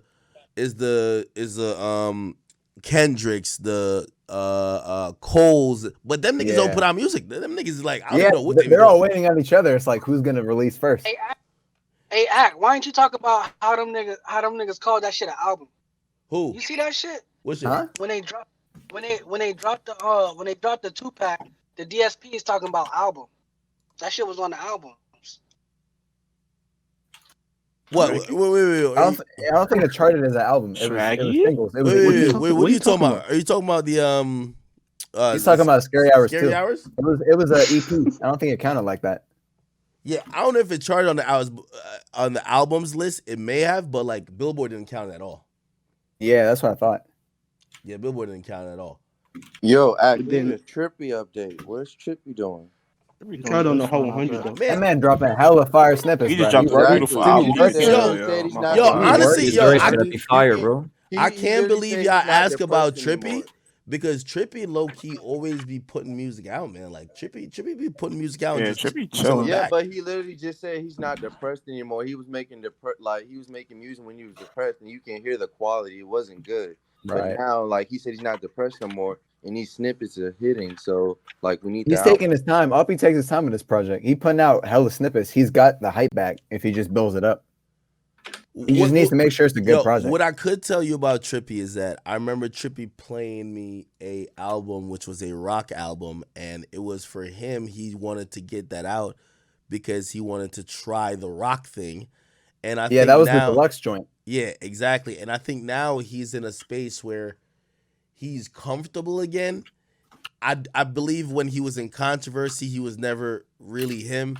I think when he thought he had to live up to the expectations of being compared to like either Uzi or even when him and X were kind of going at it, I think he was never really comfortable. I think this is the most comfortable Trippie's ever been in his career. And, you know, I think he puts out music at a better pace than most artists, if you ask me. He feeds his fans. I can say that. No, of course. I know his fans happy as fuck. Of course. Of course. I can't be mad at that. I can't be mad at that at all. But hey, yo, Act, what was good with that industry plug nigga using your picture and shit and like trying to be you? Yeah, so there's like a plug page, which there's a lot of plug pages that grab whatever from the stream, and I usually don't even trip on them, but here's they the be thing. clickbaiting sometimes. No, they clickbait a lot. Like, bro, nigga, Lil Baby hit me up on some shit saying what I said, and I said, nigga, did you watch the video? But he just saw the because all these rappers are really on YouTube. So like they're not really watching the videos, right? So he thought I said certain shit. He was like, yo, Act, was it about the young boy shit? And he was like, yo, I seen you said blah, blah, blah. He's like, yo, what's up with that? And I was like, nigga, you know that's cap. And I said, watch the video.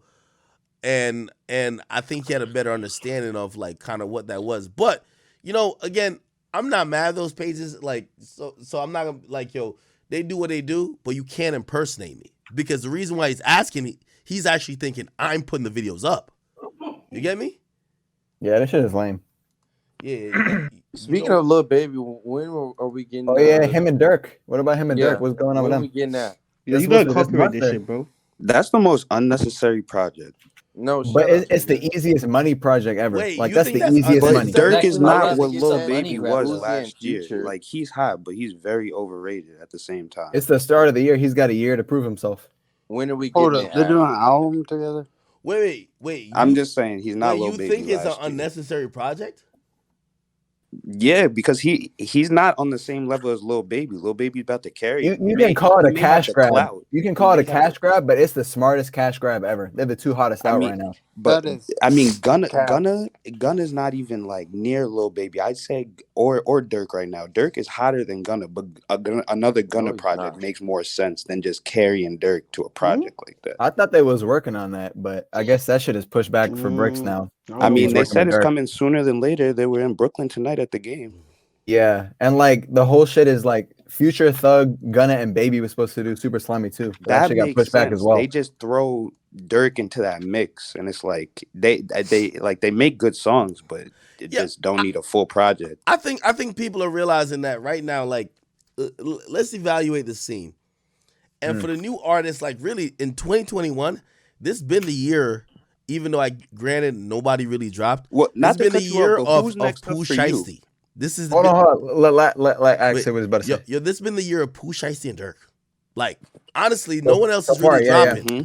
Yo, Rod Wave is about to be the next biggest release out of anybody who dropped.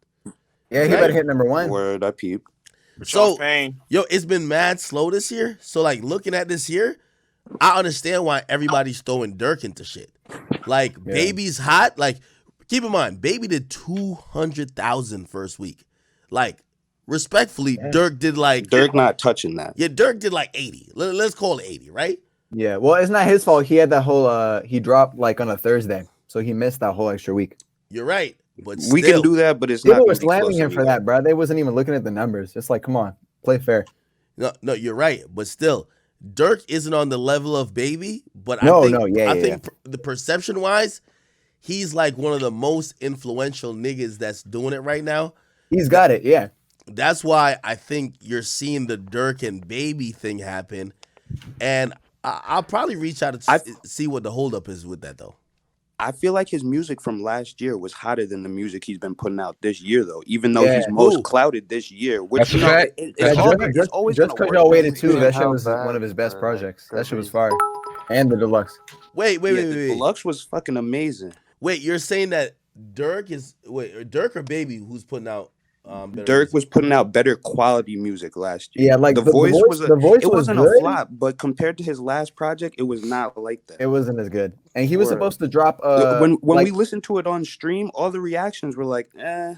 And like we was expecting some hard shit, especially after Vine. We was expecting some drill shit. Well, yeah, because but didn't the voice like leak like a month beforehand? It did. I mean, that's a fact. That's a fact. It leaked early. Nobody's looking into that though. We're looking at how it performed and now like, because the results. Y'all remember Metro and Durk? They announced they was about to drop a project like March 2020. They announced that, and it got leaked like I think sometime like last year. It's like they're redoing it. But there's so many out on that projects that are mentioned. Like we need to see. Now, like they're still working on it. They're redoing it right now. Word. But it's like I ain't gonna lie. When I heard that shit, I'm like, you a demon? I seen a meme today. Want to hear that demon shit? I seen a meme today that said that the new school. You know they always had that saying of what's the new school of rap. They said it was Durk, Baby. I think Pooh Shiesty was in there, and like another rapper. I forgot who. If you've seen the meme, just let me know what it was. But I mean, everybody be trying like I don't know if Polo G fits in that category, but everybody be putting Polo G. Oh yeah, like Polo G was in there. Polo G was in there. Yeah, Polo G was in there. there. I think his next project definitely gonna put him in there. Like he's about to go up, but do you ever think a lot of his songs are very like, not that he's the Baby of his sound. But he just has the same cadence and the same like song structure. Like he builds the song the same every time. It works. It works until it doesn't anymore, though. That's the thing with the Baby though. It's like people are saying, "All right, the Baby got the same." Hey, but the Baby's still hot though. No, he's still fire. It's just the only thing with Polo G that confuses me a bit is that sometimes I look at him in terms of he's missing those huge songs. Even the Baby got those.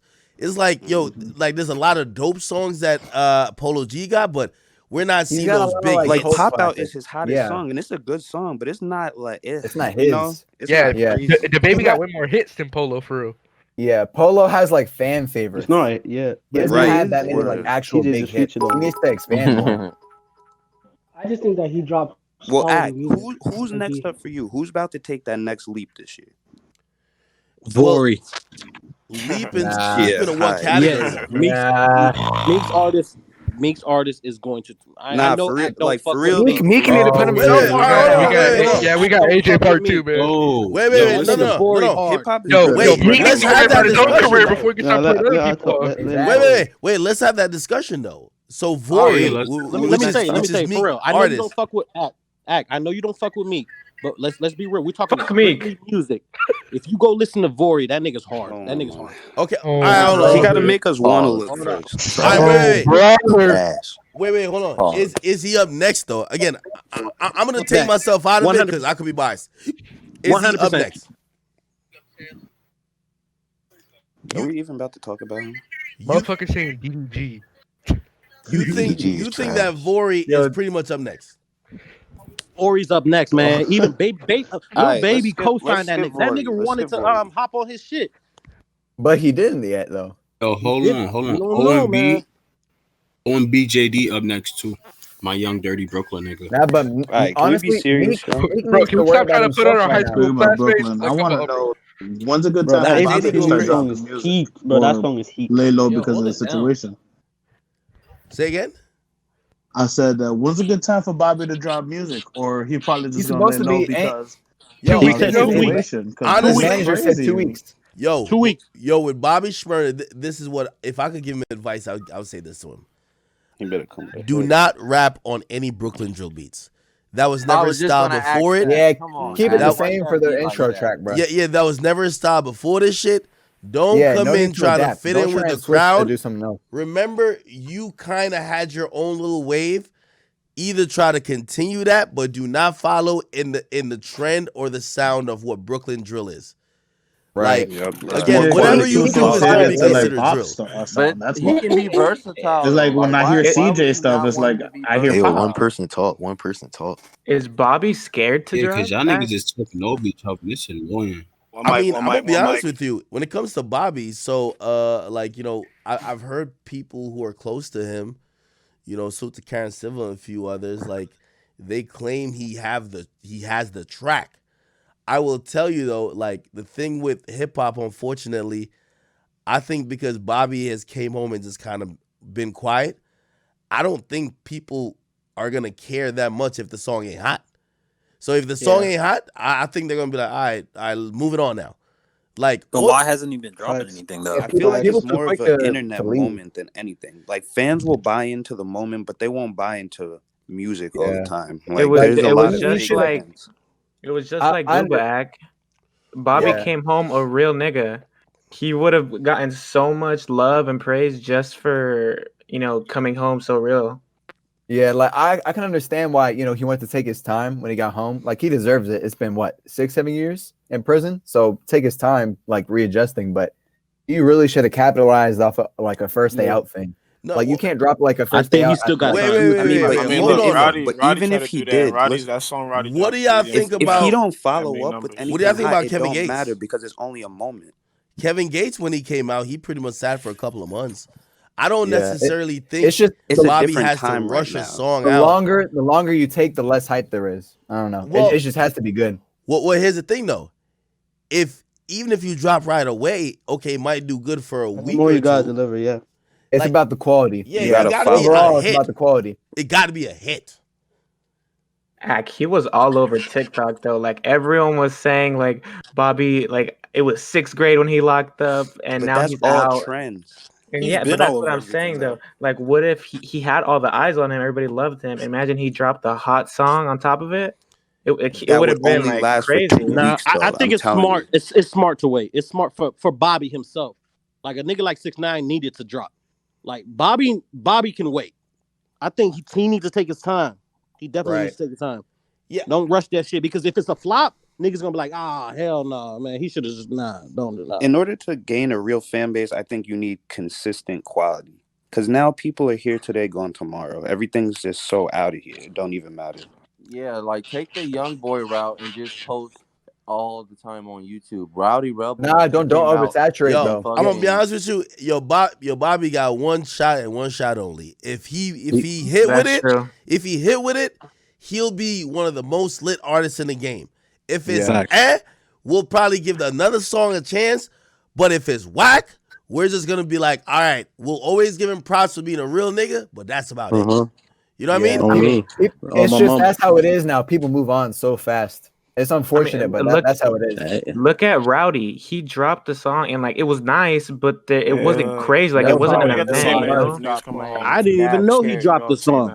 Like Damn. see, like Yeah, Bobby's honestly, more Rowdy clouded should've for waited. sure, but Rowdy didn't get the praise that everyone expected. Like it was Yeah. just Roddy like, was always a cool, big like star anyway, so I wasn't He expecting. dropped I the think he whole could ass have been song more with, decisive with his move. If I was Roddy, I would have Rowdy. I would have waited for Bobby because again, we could have done a song together. Yeah, because Bobby's really. well, fuck doing a song together. I think Bobby's the heart of that movement, which is the energy you need to really succeed.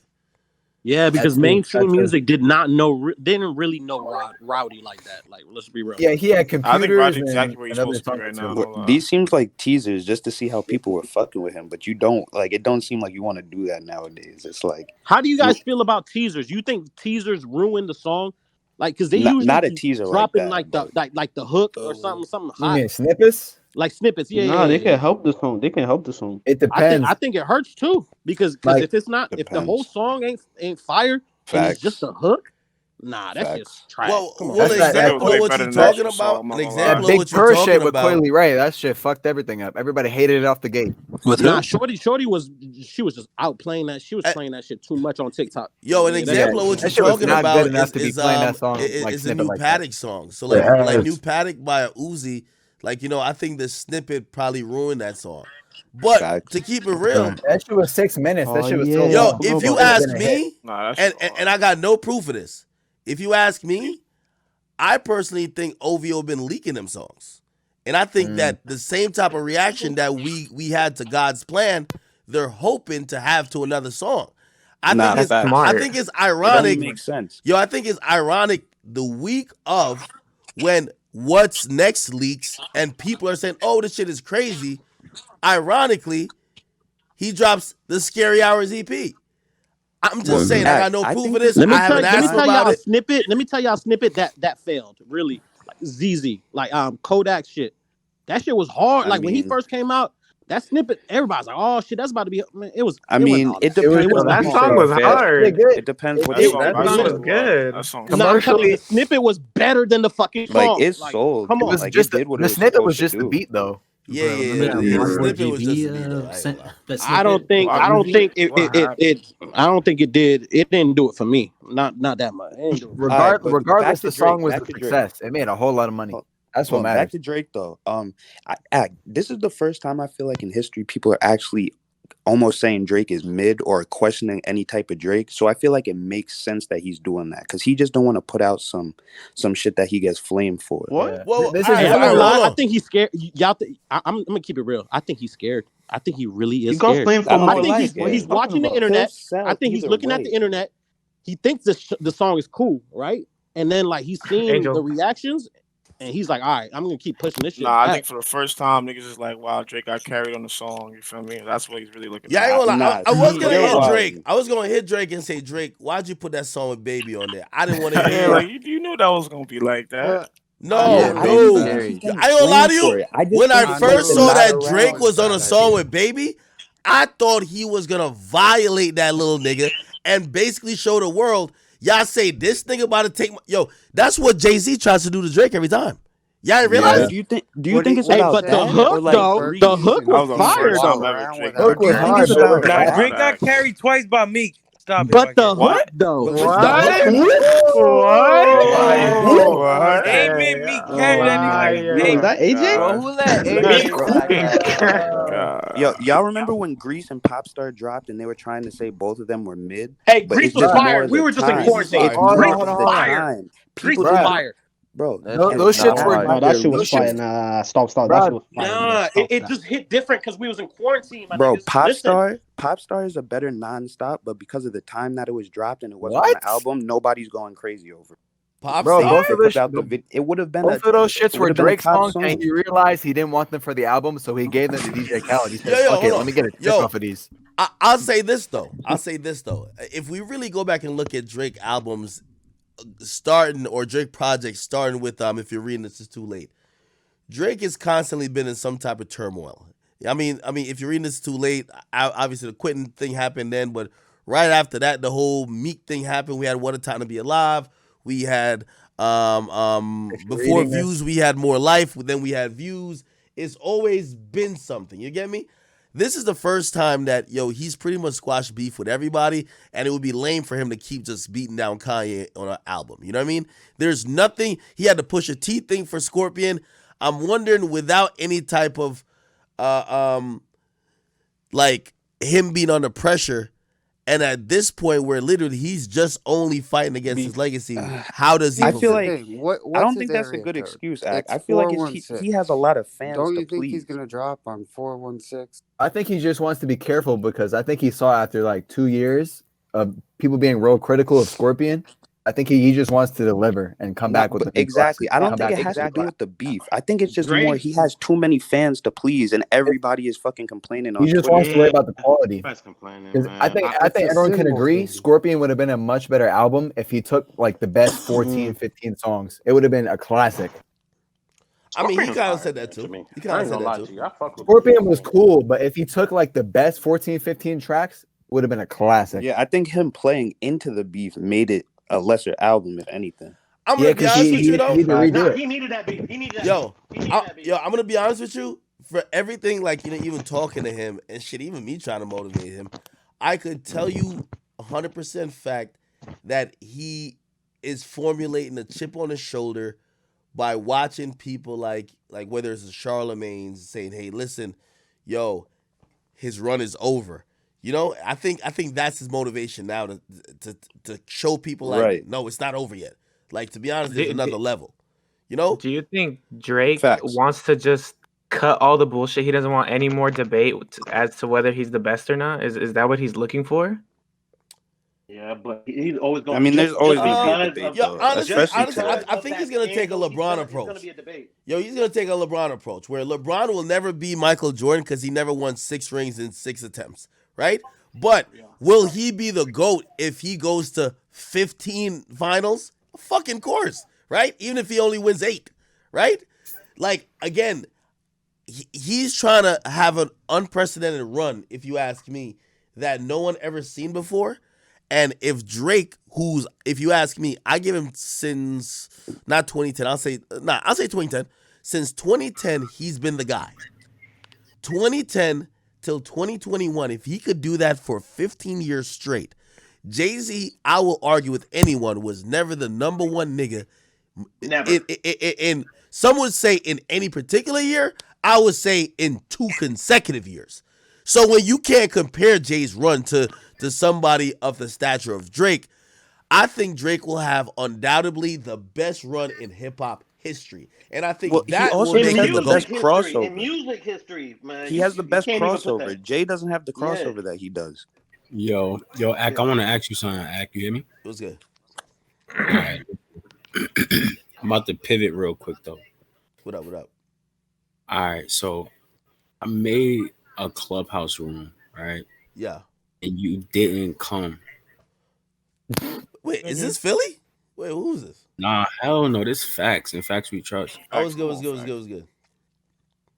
I got Clubhouse lit, you heard? Like, I got a few chat niggas on there. But we be holding it down for you on it. Is Clubhouse still the wave? Like, I heard like Spaces and some other shit about it. Like, it's a wave for niggas like Shiesty, probably.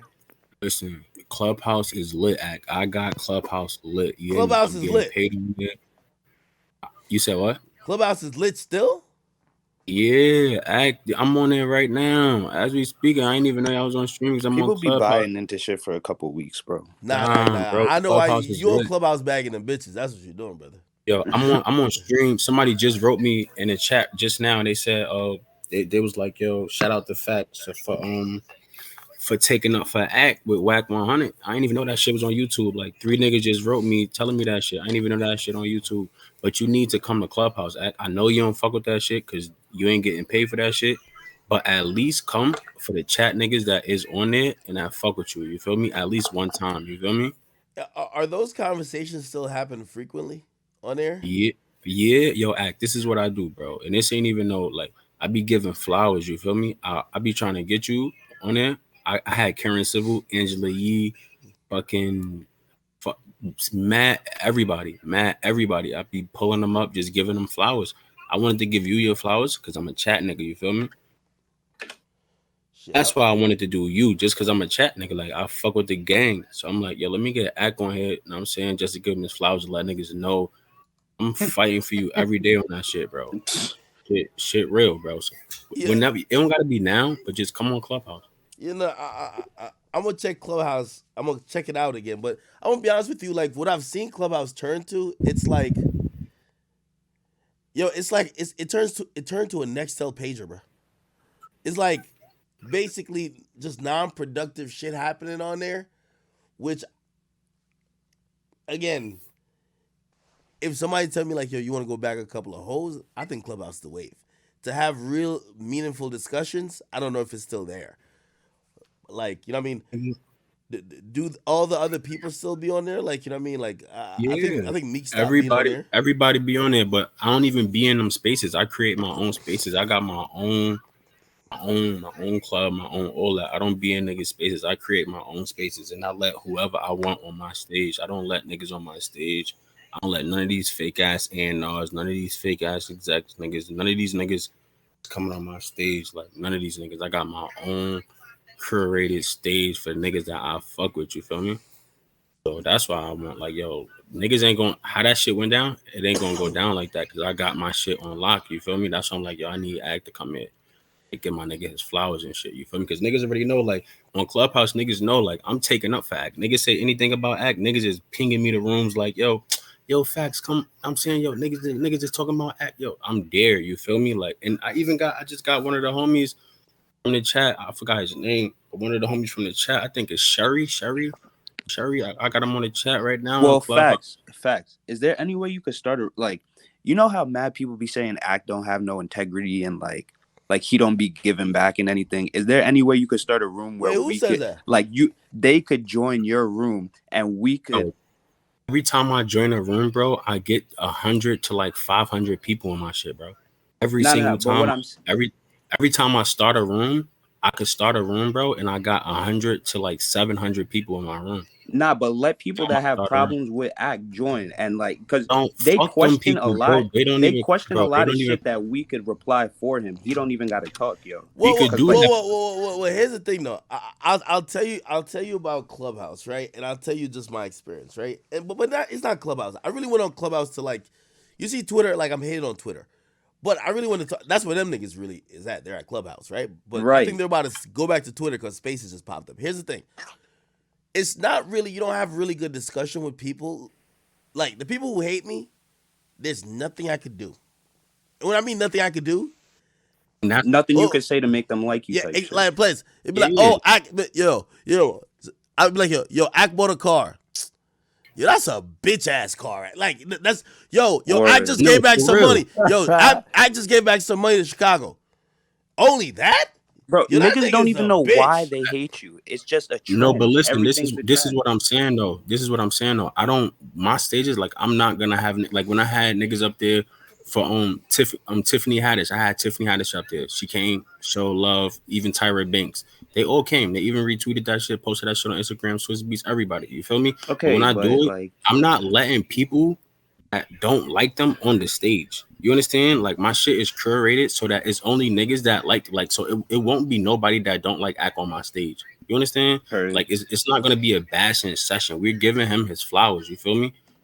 We're just giving him his flowers. Like, almost a toxicity. You sound gay as hell, man. Yo, just like an acceptance session. Like, niggas. See, this is the thing. Niggas don't get appreciated in this industry, bro. I'm in the industry, bro. Niggas don't get appreciated. Niggas in this industry love getting appreciated, bro. Man, we appreciating him right now, right on this chat. We are, but it would be dope. It would be dope as fuck to have it in a public forum, to give him his flowers in a public forum, like Clubhouse. I mean, if you could get his ops to go in there and give comments, no, and we can go back and say why that shit's not true. Listen to nobody, bro. We could do that. We could do that. We could definitely do that. If I'm Meek Mill, I'm not gonna listen to no Akademiks fans, bro. It's not about that. If you want the info, then you could come for it. If not, they're just gonna fucking deny it like they do already. That's what they do. Yeah, so that's what they're about to do. I mean, I mean, it's a good idea, but I mean, yeah, I've just always looked at that type of stuff, and I'm like, yo, listen, you can't argue with the internet, and the moment you start, like, you're pretty much gonna lose. And also, here's the thing: when somebody dislikes you, at least when it comes to, in my case, me being on Clubhouse was my attempt to say, walk in the lines, then dolo, and answer everybody's question and see if anybody changes their mind. And you could give... They don't. You could give people what they claim they're upset about and what they want, and they still won't They'll be change happy. the topic. I totally get it. Yeah, they'll move the goalposts. And that's where I look at it, where I say, like, for all the people, facts like you might organize on there, you could probably organize elsewhere too. You know what I mean? Or they're probably on the stream right now. So it's like I don't necessarily need to be on there, like trying to like the people who are gonna listen are probably gonna be on other platforms too. You get me? And by the way, there's nothing wrong with Clubhouse. I really I like the concept of it. I just think it's stagnated, and also it's built on the back of, entertainment and entertainers, black entertainers, just embarrassing themselves. Like, if you ask me if I'm a PR, and I spoke to someone who used to work PR for Meek, they were like, yo, listen, nigga would have deleted that app off that nigga's phone day one. That did nothing but hurt his perception. So no, I would think niggas like that have more to do throughout the day. Just being honest. I'm glad you said that. That's one of the biggest misconceptions. Nobody plays video games more than rappers. Nobody. Word, I peep. Them niggas be on Call of Duty like fucking bro. They be Twitch bored. Gamers. Yo, when they're in the studio, they're playing games. When they're on the jet, nigga, young boy plays video games all the time, nigga. The nigga has a mobile video game thing. He plays on a jet. He plays everywhere. He plays for a show. He plays at a studio. He plays all the time. Everybody needs to pass time. Not hey, facts, I just feel like niggas would be doing shit. Like I would be flying in bitches throughout the day. What the fuck? Niggas be on COD like it's fucking. Yo, they do that too, but let's be honest, man. How boring is a chick after you fuck her? Shit, flying a new one. What the fuck? Let's talk about it. Niggas said, the fuck? They got more money than you. Well, Yo, not you. They got more money than me, and I. Yo, what's good? Who's that? Hey, let's change the subject real quick. Bring it. No. Ak, you gotta fix things with Angelica. We need that. Fuck that. Nigga. No. We need that. Get this nigga out of We here. need that, man. Ak, part 2, man. She's not. Why this nigga bringing the vibes down? What the fuck? Man, stop. Can you tell them Anyway, to stop? Let me ask you a question. Let me ask you a question, Ak. What would it take for you to be cool with me? We can't have brothers fighting like this, man. We can't have niggas fighting like this shit, man. Like, what's up? What would it take for you to be cool with me? Hey, I mean that's a good question, but that question is better off posed to him, because if you've watched the relationship or lack thereof between me and Meek over the years, it's been his inability to be willing to speak to me as a man. It's him not wanting to respect someone who is not quote unquote on his caliber, as he calls it, to even give a conversation, to try to mediate things with. So at that point, it's like, you can't really do anything with somebody like that. So it's not up to me. I said to so many people, I said, Meek had the open invitation to talk to me a lot of years. It's very telling when the first time he tried or he attempted to talk to me was in front of 5,000 people in Clubhouse. You know why? Because he thought he could make a scene to prove his gangster tough image. With people like that, you can't do anything with. I'm telling you, I've asked so many people, connect us on a call. Nigga, I asked Wayno to connect us on a call, and I'm pretty sure he brought it up. And I'm pretty sure the mere fact I didn't hear anything back, Meek probably shut it down. Again, my thoughts on that hasn't been anything that I've been shut off from. I will be honest, though. I'm a little bit more... I'm cool with not speaking to him because Meek Mill's speaking aggressive bully terms. When Meek Mill is talking about green lighting and I know your house address, I don't need to speak to Meek Mill at all. You think he's just trying to keep an image? He don't really mean that shit, or what? What do you think it is? I think he's trying to keep an image, but it doesn't matter. Here's the thing: Meek has a bunch of people who are blind followers. Like Meek Mill probably has about 600 dick riders from Philly, who he probably chops it up with, and they probably say, "Yo, hey, listen, if I could do something to be in his favor, I'll get brought on the road or get brought to Atlanta to go kick it with him." So when you niggas, the same with me. And in no way, shape, or form would I consider this person that. But yo, YK, you in here? Know the vibes, Cody.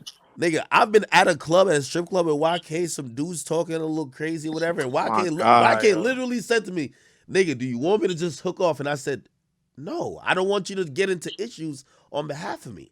And we walked away from that situation. It could have been an issue. That's just not. Is there anyone in your circle that can check you? Like, will someone can say some shit to you and you'll listen? Because it don't seem like anybody around me can say shit to him and it'll make him listen. For a lot of people, it's like that though. No, but for you, it usually depends on what. Not and if there's not that I'm anybody, but you should like no. Like so and this what I'm saying depends on what, right? So if it's like like usually it's a lot of family. If it's like you're wilding out, right? Nah, but like somebody that's with you when you out, like when you doing shit. Nigga, I don't. Contrary to popular, you don't do shit. That's what you're about to say. No, contrary to popular belief, nigga, I'm not rolling with a bunch of men. Like, you know what I mean? Like, I don't know. It's not even about that. It's just the best decision. Like, if you just not in your best mind state, is there somebody that'll be like, nah, fuck out of here, stop being a dumbass? Like, no. Of course, I got people with me be like, no, chill, we're not doing that. No, of course, yeah. Nah, just because it don't seem like me got that, and if he's not listening to them. The way, like, his type of shit is a little bit different because the way he's looking about handling stuff, like, I guess that's true. We aren't even in the same ballpark with that. Like, yo, when I'm usually going out, I usually entrust a few people to dictate how moves are made for the night that I get back home safe, right? So that's why those people are in positions. They're in positions to do what they have to do to ensure my safety, right? Yeah. Meek and how he moves, he tells niggas what to do, and they got to figure out a way how to do it. You get me? So yeah, I guess. Like for example, I kept saying during that Drake shit, his manager kept calling me, but his manager would call after Meek tweeted something or Meek Meek said and it was more of like they were just trying to keep him happy. But truth be told, that's how most rappers right. That's why, and not even that you would be that way. It's just more like, when you have dick riders around you, they just want to make you happy. They're not telling you what's right, like actually right in the situation. It's like, fuck what's right, nigga. I just want my paycheck. But here's the thing though. For Meek, if you try to check him and he says you're fired, what are you gonna do? Shit, you can't do shit, I guess. Leave? What the hell? Okay, so you left. So all right, cool. But you're still fired. You're fired, and he gets somebody else to do it. So now you've lost your livelihood. You can't fire nobody. But I don't have people around me just only for the purposes of that. Okay, all right, and that's a good answer. When you have people who they don't talk to you like the boss, like they talk to you like you. Yeah, like they just talk to you like yo, nah, chill, nigga. You know what I mean? You're right. I just personally don't think he has that. Okay, all right, then that makes sense. That's a good and answer, also, here's another thing to think about it. Yo, there's so many. You get to a level where you actually get drunk off the power you think you have. Facts. Because when he was talking in the clubhouse room, he made it seem like he was the most lit.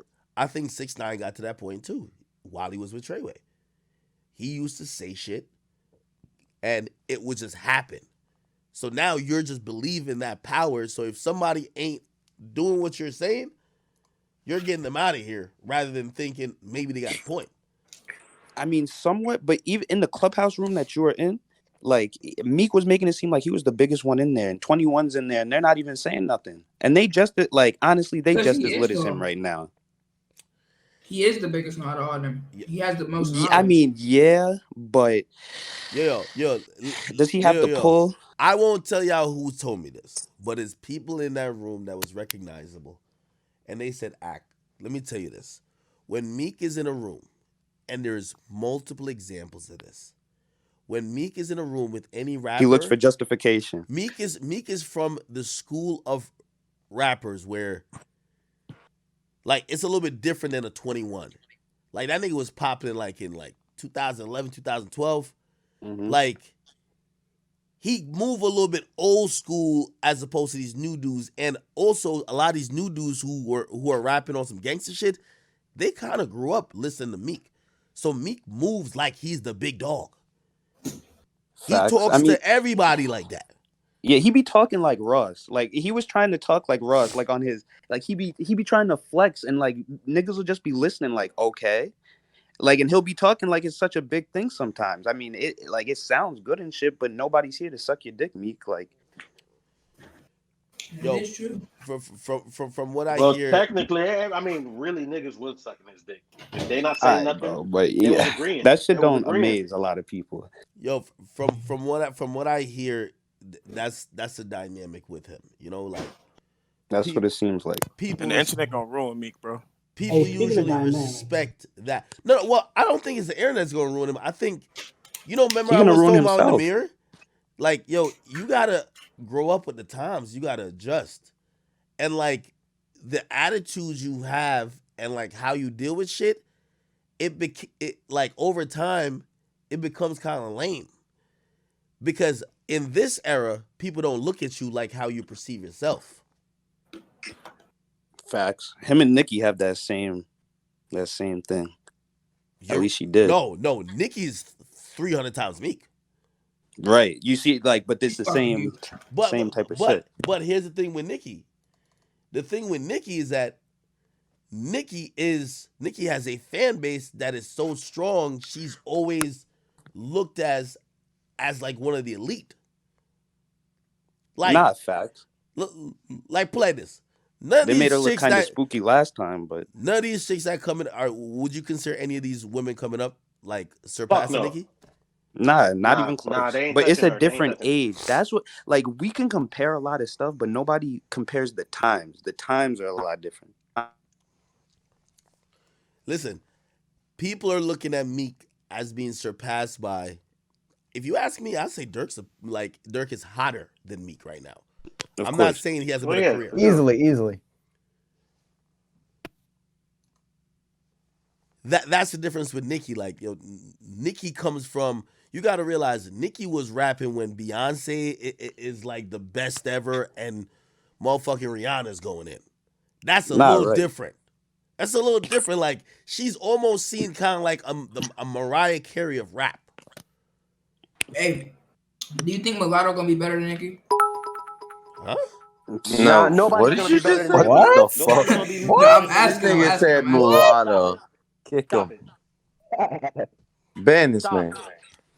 No, Mulatto has a lane, but I think Mulatto, what she could be, like I like watching these new women gain a movement around the shit that they're passionate about. Fact. And like one thing I say about Cardi, Cardi's fan base is crazy. And Cardi B? Yeah, Cardi B. Like, I thought you meant Cardi. Cardi B got mad, and I don't know if it's just her personality, because her music cool, but like, it's definitely not like a Nicki fan base, but like they still rock with her years after she really had her hit song, which was Bodak Yellow. They still rock with her, no matter what she puts out. They rock with it. Yeah, it's her personality. Like Cardi B's fan base, they just love her. Now I'm rooting for her. Yeah, she cool. For me. But ain't nobody touching Meek. I mean, not Meek, excuse me. Nicki, for sure. There ain't no woman touching. Come on, man. Hey. That hot girl movement, that icy girl bullshit. Come on, man. Yeah, no. Hell no. Hey, they should never lie. Did y'all see the beginning of the video to the fight with Quavo and Sweetie? I think Cardi B, not that she's like 6ix9ine at all, but like just the time that they popped in, like, and just what they did for social media is why people are so invested in them. Like, just that wave, just that whole 2017, 2018 shit. They made Instagram lit every day. That's what it is. That is true. I really think 6ix9ine and like the music came with it. It's not like garbage. I'm glad you mentioned that point. Do you think that time is over? Yeah, and the same way you say a lot of these bum ass rappers are out of here, it's that 2016 through 2018. I think people are tired of that clout chasing shit. But there's just it just got drowned out. There's just too many to choose from. And now that's why I asked you who's next up, because like hip hop is so spread out. There's so many subgenres. It's like nobody knows what, like the streets is probably the hottest shit right now. But if we go back a couple years, it was SoundCloud. It's like shit's just hopping around, you know? Yo, if 6ix9ine came out instead of like trolling and shit, if he came out with that real shit, just talking about I snitched, but however, I was really doing this shit, blah blah blah, and not just trolling everybody. I think, bro, he wasn't doing nothing, bro. He was doing that in the beginning of his career. Not doing shit, bro. Real New York niggas know that. Ratatouille always gonna flop, man. Niggas a bitch. Yo, Act. Oh God, AJ, say that again. Act, I heard you say something very disturbing today, bro. You said Jade is not like that. Like Jade's a treesh. You said she's not like streety. You said she's not a thought like street. She's a treesh. Everybody in New York know that. Is that what you were saying? No. I said that she won't embarrass him. But we all know she's not. I mean, apparently she got his tattoo covered or whatever. Hey, listen, nigga, she's a treat, bro. She's for the street. She a thought. Nigga, she fuck A Boogie Don Q and Trap everybody, bro. We rap nigga, bro. Before 6ix9ine. Nigga, the fuck. And she fuck Offset. How you not know that? And she fuck Offset. Yeah, the music talk was good while it lasted. Yo, hold on. Nigga, that's what Cardi B beat her up. Here's the thing, though. How you not know that? For most of the rappers, she's for the streets. Yo, for most of the rappers who fuck with these girls, like a lot of these girls mess with a lot of other people. Like, I mean, you could judge it for them or not judge them all. Like most of these rappers, they mess with girls that's been on the circuit. So, like, yeah, of course she has a pass. Of course she has a pass. You don't care that she had a hybrid train in a QC train. Yo. She's for the streets. Nigga, you wouldn't either if you was the team. That's what I'm asking you. This isn't a debate. It's not bad that she had a hybrid and a QC train. Well, I think it's just bringing that part of it. Like, has she dealt with somebody from there? I think so. But here's the thing. Yo, the point is this. With Jade, I don't think she would, like, embarrass that nigga, but who knows? Like, yes, I think every girl comes to that decision where they start making that, like, they make that decision to say, yeah, I fuck with that nigga, but if I throw him under the bus, I'll get more lit. And that's what they do. They just throw the nigga how under could the she bus. embarrass him when, nigga, he don't care, nigga. The fuck he, bro. I think that nigga dead he's love goofy that bitch. already, bro. He can't be embarrassed. The nigga is a snitch. He's a bitch. He's like, bro. He's a coward, nigga. You can't embarrass that type of nigga, bro. AJ, you're not doing 45 years in jail. Yo, I'm not snitching, bro. Hell okay, no. you don't? Yeah, I do 45. I do 45. Yeah. Nigga, but you only got, bro. Shotty, bro. Nigga, Shotty got 15. Shotty got 15, bro. Nigga, you would have got 10. Yo, Nigga, wait. I mean, 6ix9ine lawyers might have been on something. My man Ali said something that's dope, and he said, "All right, cool, we get that about 6ix9ine's girl, but he says, what about Lil Baby's girl? She used to be hanging around Lil Durk and them before she was with Baby. Are you gonna say the same thing about her too? Like most of these, what I'm basically she's a saying, hoe then. Nigga, if she got fucked by all them niggas, bruh, Jay got fucked by Don Yeah, Jade is a no trees, bro. I don't care. Act Don Q with the Jade is a no dreads, trees. nigga. Both of the sisters are no trees. Nigga, Trap Manny was doing steroids while fucking her. I'd rather Stop bitch getting it, blacked bro. out for me by lit niggas and broke niggas. Like, you gotta pick your poison colors. All these bitches are stripper bitches, Trap bro. Manny was lifting weights while fucking the shit out of Jade, bro. Nigga, they call her Rachel, nigga. Stop it, bro. Nigga, what? He's not lying, bro. Certain shit you just gonna have to accept nowadays. Like, if a nigga's lifting weights, doing steroids while fucking my bitch, bro, I could never wife her, bro. Well, here's the thing, though. I ain't gonna lie to you. I feel like every Yo, I'm gonna be honest with you. In 2021, the last thing you want to put your faith or swear on is a woman. The girl you with, the girl you about to get with, the girl you left, don't swear for nothing she will do. I'm telling you. Don't trust these hoes. These All I'm people saying is will get a do. bitch out the strip club, man. Call it a day. Yo, they will do. Don't get a anything. bitch out the strip club neither. Don't do that. Nah, most I just definitely. beat my case. This bitch tried to have me Yo, coming out like act. Quavo.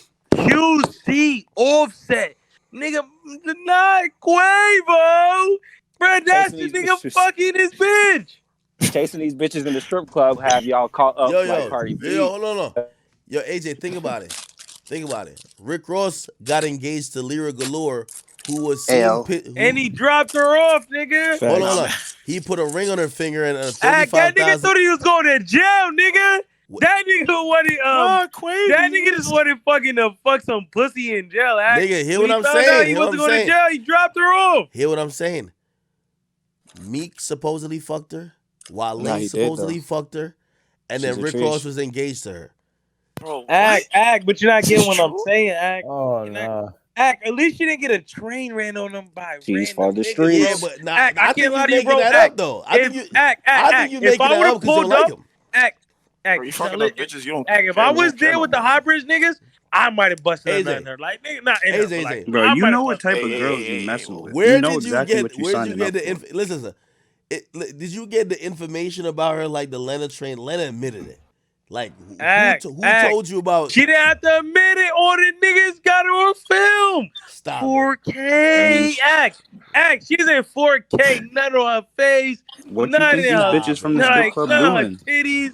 Yo, Act. Where Yo, that bro, 6 nut if you bet- tattoo is at, bro? You don't want to see the nut that was on her. Nah, that would have Shit is bad. They would have leaked that.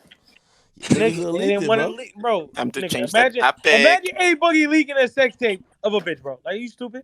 Yeah, you Got got a a whole shorty. girlfriend. The fuck he has, nigga. Why you fucking with Ella? Are you dumb, nigga? That's the dumbest shit I've ever heard said, bro. Yo, play this. Yo, I've always said to rappers, like, first of all, you know, honestly, sometimes having a girl sometimes might complete your happiness. But if you look at it, man, A Boogie and his girl going through it. Like, yeah, A-Book better drop an album. And that's the reason why they Lil doing that TJ shit, dropping hints of, like, yo, bro, like, it's a dirty game out here, man. It's a dirty, I'm dirty not game. saying that, but bro, this nigga wifed a hoe. But they're all hoes. right now as we speak, man. These niggas Nah, bro, I'm not saying all girls aren't. I'm saying wife the girl that didn't get a train ran on them by QC and fucking hybrid. If she didn't That's get a the thing, train that's ran the on thing, her there's yet, none left. when you get her tight, she will. I got a question. There's no innocent industry tricks left. Yo, what's Is up? it better? Is it better that you stay with the girl that held you down while you was coming up, or when you come up, do you leave her and get a new bitch? Like, which one is I'm better? buying a whole bunch of Boss bitches. up, nigga, bro. boss up, get a new bitch. Fuck that. Nigga, I'ma buy me a new I'm bitch, buying you a whole dumb. bunch of bitches. Man, That's gonna I'm love me. thinking I'll about buy a all new the love in the world, nigga. I'm thinking 6ix9ine, about love new that. bitches. I'm gonna Nobody be talks honest to with you. All these niggas glowed up. Look, I'm you can gonna talk be about honest with you. 6ix9ine, I'm gonna be glowed up honest from with you. Sarah. All these niggas glowed up. I'm I might need to buy me a gonna new be honest bitch. with you. The girl you normally get is the one who's gonna fuck you over the most. Just so think That's about what I'm it. saying. You gotta pick your poison out here, nigga. True. Straight Yeah. up. Straight up. Yo, act. Just picture this, act. Just picture this. 6ix9ine has spent hundreds of thousands on bags on this fucking tree. While Highbridge ran a train on her for free. Quavo ran QC ran a train on her for free. Hey, I feel like you're trolling. The Migos literally was the three amigos fucking her at the same time. She was crazy. Trolling, bro. Bro, if y'all couldn't tell, none of these bitches have morals Nigga, when it I'm comes not to trolling. money. So like, He's not they trolling, all bro. doing whatever they want. Everybody, if it comes to some money. you know Like, she's yeah, a hoe, if you nigga. from, You if just don't want to if you've admit been to it. Starlets, you know that. Ooh, Thank you. Thank you. Yo, thank you. Wait. Who's a hoe? Acting like he acting dumb right now, bro. Act, you Bro, know that's Jay's all a these hoe, bro. strippers. Like, No, what no, are we? It's both of them, bro. It's not just Jay, bro. It's her sister too, bro. Wait. I'm gonna be honest with Yeah, you. her sister a hoe too. Yeah. I'm gonna be honest with you. Here's the thing. So I don't know. All right, so because Jade was rumored to have been with who was it, Offset or whatever, Allegedly. bro, does that mean she a hoe? She got fucked by everybody in QC. It's more than Offset. All them. I'm telling you this for facts. The whole hybrid fucked her, bro. The whole hybrid. Act. I feel like AJ. So that's not the whole act. The hybrid niggas ran train on her, bro. Yo, that new Mexican nigga that just signed with Hybrid, that nigga fucked it too, probably. All right, not CJ? No, I don't know what the fuck that nigga name is. CJ, that nigga. Yo, but I know Don Q Dawn was just yelling this whole time. Dawn season, my baby around, Act. Yo, Act, I've never seen you this scared to talk facts, Act. Like, yo, Nah, I know Act be knowing the truth, Wait, but he just be trying wait. to be politically correct. If they fucked her, get them to admit it or show the video. Act. I call I'm saying Answer. Niggas ain't AJ, you're the only one saying it. Like, niggas haven't admitted they fucked Jade. I mean, I don't even think it would be that big of a thing. I'm sorry. 6ix9ine. He wiped the hoe. Stop it, man. I'm sorry. You know niggas wiped that the fuck hoe. bro. Man, when it comes to this rap shit, everybody bitch. Right now, you sounded like King Yellow when he said he fucked Cardi. Act. You know niggas that fuck Jay, bro. Like, why are you acting, bro? Acting, like, he acting. I know he acting, bro. Act ain't trying to get you in trouble. You know it, if you're in the Act. city, you know that, bro. Like Jay's a treat, No, bro. Act knows it. Act 100% knows it, nigga. I know that, nigga. You can see it on his face right now. But I feel like nobody's surprised when they hear that. Like, niggas know what they signed up for. Like, what do we? Nah. I ain't cuffing no trees, bro. Yo, Act, man, he's a rat. He If cuffed you go a looking tree. for it in the strip club, and that nigga's a bitch. Do not be surprised if you get Cardi B that night. Yo, Act, next time you link up with 6ix9ine, man, let me know. I'll pull up and slap the shit out of nigga, man. Yo, live stream that. Live stream that shit. Act, I got he 6ix9ine in challenged the Meek to boxing match boxing. Yo, Act, tell him fuck boxing Meek. Box me. Yo, AJ, no one knows you, bro. Why would he box you? Yo, who just said that? Oh, nah, don't start with him, please. Who just said that? Who just said that? Speak up, forever hold your peace. Niggas quiet, huh? Nigga got quiet. Who just said that? We gotta get that only niggas or only fans nigga to fucking box AJ. Up, you What's that bitch nigga's ass name nigga. again? Yeah, yo, pause, bro. What's that nigga's name again with the girl? The OnlyFans nigga that was on here. Going with the midget? Nah, the one that pulled up on AJ supposedly, but AJ wasn't Billy? there. Oh, yeah. Where he at? Where he at? Yeah, that's the boxing match we need. What the fuck? AJ, would you box Philly? Nah, I got it. I took his bitch already. I'm good, bro.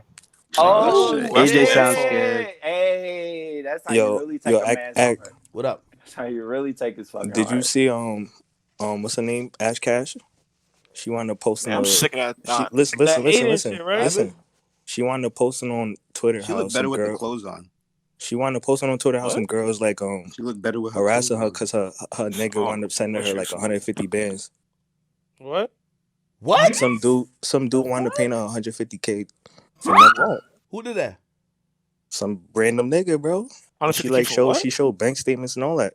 Y'all niggas be so Nigga, down where that bad. shit at? And she said she never gave up no. Oh pussy shit, to niggas got Philly in the chat. Oh shit. Oh, that is fucking down horrendous. Nah, I don't think we ready for. It's too late for this shit. That's Damn, afternoon that nigga ain't have to pay shit if he was in the Discord. What the fuck?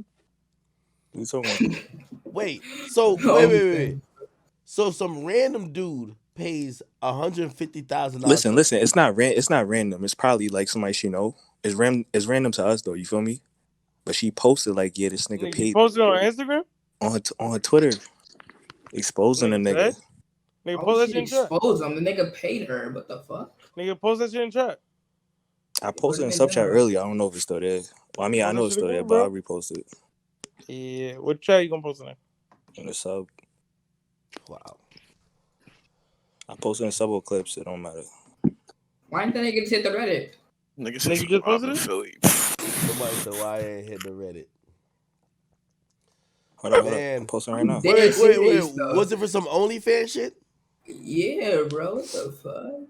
I'm not gonna lie. If Dick was a person, it'd be Ash Cash. The way that bitch be looking. Yo, on I just posted it. Yo, this posted in the OnlyFans clips. shit, like, it's brought out the worst out of niggas and the worst out of women, bro. That's It's a like fact. you get to realize that women are literally, they'll sell anything. They'll sell Facts. There's Facts. nothing sacred no more. They'll I sell stole my anything. grandma's credit card to buy OnlyFans. Nigga, I was never giving a bitch 100 bands, bro. You Shit, they won't even sell it. They'll just give that shit right up. I'll never give a bitch nigga. 100 pennies. Stop playing. No, read the tweet, bro. Hey man, the real nigga ain't even paying for it. Let's be honest. That's a These fact. I go niggas is to the down bad, bro. Let's That's be why she tried to honest. charge. That mega I file am not coming paying for it. clutch. Nigga, that's why she, bro. She got 18,000 off for apology, nigga. Look, hey y'all, look, this is the best piece of advice I can give y'all tonight. If you really want the hoes, move to Atlanta. They fucking out here for free. Well, yeah, I'll school be good, my boy. Hey, you better wrap it up. What? What, you fucking raw? Yeah. I mean, She on birth control. I'll ask questions you don't want the answers to. Hey, Look, yo, if you YK, that YK is crazy. look, Niggas if you crazy. that skeptical, if you that fucking skeptical, then you better wrap up. Shit. Yo, that's all I'll say. Let me down, yo, chill. It's not my convo. It's not my conversation. Down here. Nah, YK, you gotta chill with that one, brother. And summer is about to get hot. I'm gonna shut up. Sundresses about to come out. The booties about to this. Raw's law, you heard? Yo, Hey, Corday got the baddest girl in the game. Hey, yo. Wait, YK, you don't believe in condoms, right? Huh? What's a condom? He said, "What's a condom?" Hey, tell Tori to retire that lifestyle do rag, bro. It's getting out of hand. We don't do lifestyle around here. That shit'll break easy. Let's go with A Boogie and these condom ads, my nigga, all over my TL, nigga. He getting a bag from that YK. Every time I scroll down, I see A Boogie with a golden ticket in his hand. I'm like, what the We fuck? only do Trojans and scans around here. No lifestyle. Lifestyle will get a bitch pregnant. Tickets, 100%. Yes, sir. Wait, A Boogie doing condom commercials? Bro, every time I scroll down, I see a nigga with a pack of condoms in. Hey, bro, let him get the bag. Let him get the bag. Hey, Lil Baby got the bag too. Nah, he's doing Lil Baby got condom commercials too. Lil Baby look fucking retarded. Hey, Lil Baby might need to get sponsored by Pornhub. I ain't gonna lie. They Hey, keep yo. putting his video all over the place. Oh, bro, you're different. I'm just saying. Nah, Look, bro.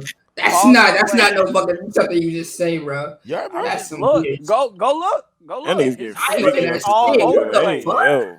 I'm not clicking on it. It's just there Hey, on the y'all saw homepage. the Trey Songz sex tape? What? Whoa. Yo, pack this nigga out, Fucking bro. like a porn star. Yo, you rocking with this? I'm gonna just mute up, man. I'm gonna just mute up. These niggas are out of hand, Chad. What's wrong with these guys? This nigga said, have y'all seen the Trey Songz sex tape?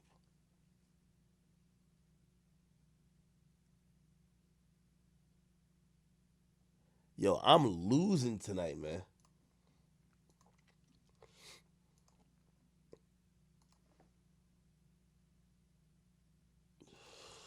Shit.